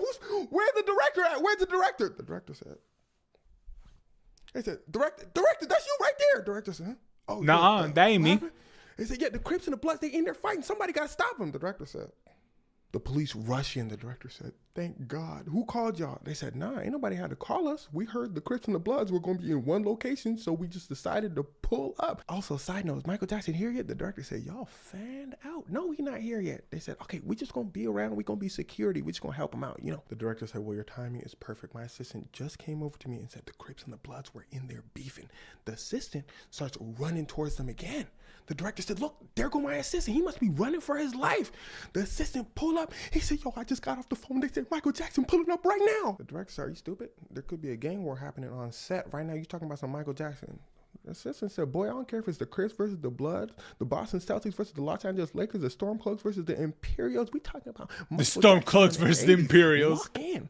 The director looked at the police. The police said, you do got to lock in. That's Michael Jackson in the 80s. Besides, the Crips and the Bloods right there. They look fine. The Crips and Bloods said, Michael, come in. The director said, man. Michael, come in. Suddenly, all the air was sucked out of the room. Dun, dun, dun, dun, dun, dun. Yup. Dun, dun. Yup, this is peak Michael Jackson, man. Here's the thing. I'm pretty sure these guys are willing to set aside their beef. I don't doubt they're saying things to each other, but I'm pretty sure, you know, they're like, hey, man, if this is opportunity to meet at the time, they didn't know that he was going to be labeled as the king of pop. But the opportunity to meet Michael Jackson, I'm pretty sure they weren't going to waste the opportunity. Aura was palpable. Michael Jackson had arrived. Everybody started losing it. They said, Michael, it's Michael, it's Michael. Michael Jackson said, hi, everybody, hello. And you got to understand, they're in the middle of Skid Row. You got the two biggest rival gangs at the time in the area. You got the police in the area. You got professionals, directors, industry people, and everybody froze up when Michael hit the scene. Michael pulled up to the gangsters. He said, hi, and what gang are you from? They said, we from the Crip gang. Michael said, hi, how are you? Is that some sort of ghetto sign language? They said, no. Like it showed what set you from. Michael said, The Bloods and the Crips actually get together and they call a truce. They said, look, Michael Jackson here, we got to be on our best behavior. And this was quite literally Michael Jackson's goal. He wasn't delusional. He didn't think that he was going to fix the Bloods and the Crip rivalry, but he wanted them to get together for a moment just to see that they could stop beefing and watch a performance. And watch a performance they did. This is actual members from the Crips in the music video watching Michael Jackson dance in awe. They said while Michael Jackson was dancing for the video, they said everybody in the room was stunned silent. Regardless of all of that, the director, Bob, was still playing no games. He was busting his ass to get everything shot in one day because he did not want to take no chances. He looked at bro right here. He said, I just know that dude don't play. Dude said, The assistant said, man, you tripping. Besides all that, we got the police over here. The police said, beat it. You see how Michael they're having a good time. Man. The assistant said, okay, I see your point. Let's wrap it up. And the thing about Michael Jackson is he didn't have to do this, but he genuinely wanted to change the world. This picture I was showing you this whole time is actually the second time he hung out with the Crips during the video of The Way You Make Me Feel. He was shooting it in LA again. That's the one. That's the song. Yeah. That's the song. Yeah, that was the one that he was there the first time. So he called the Crips over. He said, yo, y'all pull up. And how this picture was taken is they actually went up to Michael and they told him, look, they made us sign an NDA saying that we can't take no pictures. Michael Jackson said, don't worry about that. Let's take a picture right now. During the picture, the Crips were actually standing there on their best behavior until Michael Jackson throws up the C sign for the Crips. And they start losing it, and they start putting up the C signs themselves. And from that day on, they called Michael Jackson an honorary Crip. See, the thing honorary Crip was all about changing the world, but not just singing about it, actually being about it. You gotta remember, a good many of his songs are songs trying to inspire the world to be better. They don't really care about us. Earth Song, boy went to the favelas of Brazil to shoot They Don't Really Care About Us. When they got there, the kingpins of the area told Michael Jackson's people, don't worry, Michael Jackson, good in our hood too. He can go wherever he wants. Nobody gonna touch him. This one. He's straight. They even made a statue of Michael in the area where he pulled up at. Now, no offense, side note, but the statue do look a little demonic. It looked kind of weird though, I'll be honest with you. I would like, I understand what they were trying to go for, but I'll be honest with you. Can someone get another shot on at what is it? Can someone else get a shot at that? Because they look like it's great. You know, I respect, you know, what they were trying to do, but But yeah, that looks really weird. No shade. Matter of fact, actually, let me show y'all the full thing. A little wild. I digress. You see, it's one thing to make a song and talk about changing the world, but Michael Jackson actually lived by his lyrics and would actively try to change the world with his own two hands. And that's what made him a star. So rest in peace, Yeah. Michael Jackson, the honorary Crip. Yeah, man. Like that's the awesome thing about that too, is that this man changed so much and made so much great music that even to this day, this man's been dead for more than 10 man's been dead for like what, more than 15 years, and I mean, he's still, I mean, his music is still doing amazing. Dude, I mean, the movie that just came out, I think like over like a month ago or so, dude, that movie shot up his music into the top charts. While yes, his music does usually remain in the top, like in the top places of the charts, but because of that movie, it shot him back up into like the top 5 or even like the top 3, or I think at one point number 1 for a couple of days. It's insane, man. Like that's how much love that people have for Michael Jackson, man. Even though this man's been dead for like over 15, this man's dead for so long that a whole generation happened. Even that generation knows who the hell this man is. Like that's an insane part to think about. That's how much impact his his music has, man. That's crazy, man. Like no other artist ever comes any close of the way of the fame, the impact, the fandom, and all that stuff compared to Michael Jackson, man. It's insane, man. Nowhere close, man. I know a lot of people like to say, "Oh, Taylor Swift" and things like that. It's like, dude, not even close. People will faint. People will vomit. People will go, kiss the floor where this man will walk on. Yeah, that happened to others as well. But man, this dude had had a massive impact in music, and for good reason too. Rest in peace, a good legend, man. Rest in peace, Michael Jackson. But yeah, there it is. Now, for some people that are probably seen my my cup, what is it, my thing right here. I've been watching a lot of like Courage and things, for like for Fortnite and such. But dude, like, it's crazy to think that that for in Fortnite, right? That these guys in particular, Courage, Ninja and things like that. Maybe you guys know who that is. They're all playing with like with this low ass kid, and dude, I won't lie, that little kid is funny. That little kid's funny. Um,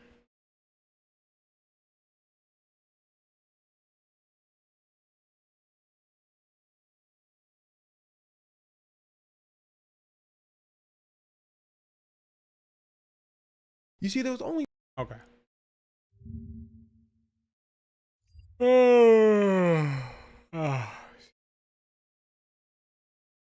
When cartoons know you quit.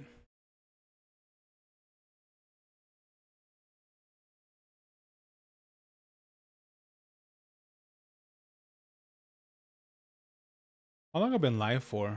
For like 3 hours. Honestly, that looks decent amount of time.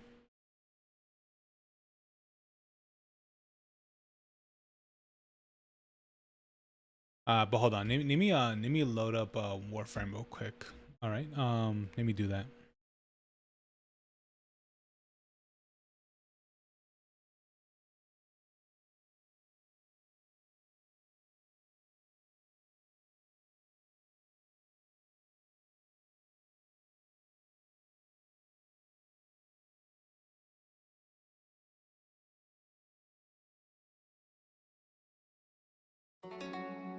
Dun dun dun.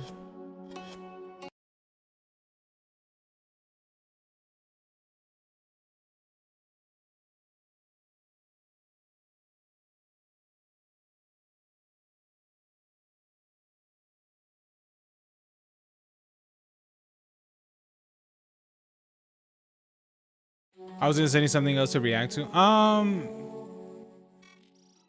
Eternal, you ready Maybe, for this? maybe some other time, Williams.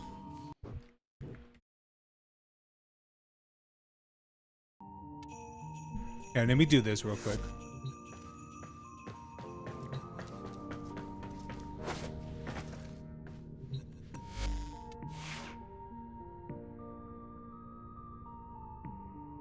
Dude, here's the thing. Here's the thing, all right? Here's the thing, all right? Here's the thing. Here's the thing, all right? All right, so today was the World Cup, right? Was like the grand finale of like the World Cup, right? I'll be honest with you guys, never dude, it was like the craziest match to watch of of today's World Cup match, because it was such a crazy match, because there was a lot of BS that was happening. But dude, I gotta talk about when the one dude got flipped. Dude, there's a player that got flipped in mid-air. Dude, it looked so bad when it happened live. Okay, that was one thing that happened. And the other two, which was the unverified goals. Bro, I'll be honest with you. I was so upset when that happened. I'll be for real with you guys. I was so upset when that happened.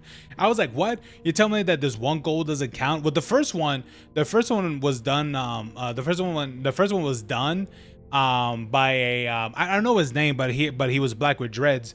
And when that happened, I was like, oh, look. But it didn't count because the whistle was already blown and the play was done. I was like, oh, okay. Well, I mean, that sucks, but honestly, that was exciting for a moment. And then the second one was that the dude was offside. I think that's what they said, offside or off center or some shit. And then later they're like, oh yeah, it turns out that dude wasn't offside or off centered the whole time, so that goal would have counted. I'm like, what? I'm like, are you serious? Like, you're telling me that this game could have ended in 2-0 or 3-0, but maybe the 2-0 at best. But no, it ends in, well, actually it didn't end in 2. No, yeah, it ended in 1-0. But I'm like, you know what? Spain won. To me, it didn't really matter to me who won or not. It didn't matter to me, but I won't lie to you. That was a really good game. I'll be for real with you guys. That match was really good. Hey man, shout out to both of those teams. That was a phenomenal game. I'll be honest with you. I'm glad I was watching bits and pieces of all of that, It was amazing to see. But yeah, I think I asked this before, but I hope you don't mind if I join your Discord on my old account. It'll also be a nice. Oh yeah, you asked me that before, Williams. Yeah. You asked me that before.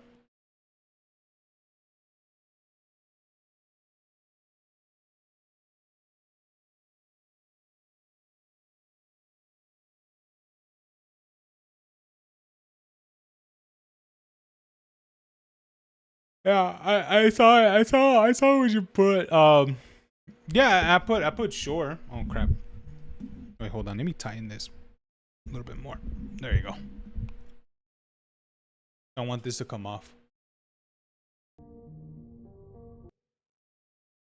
Yeah.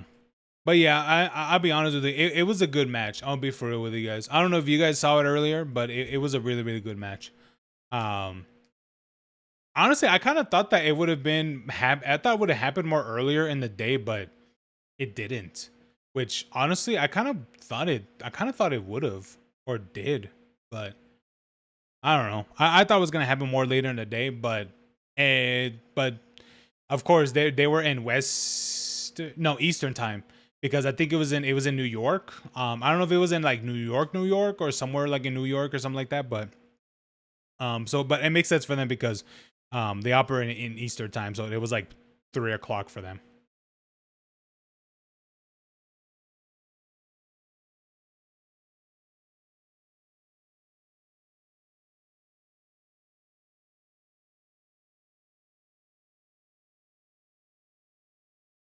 But yeah. Anyway, I think that's I think that's probably it for today, more likely. I want to make this to be a shorter stream so I can make like clips and things like that.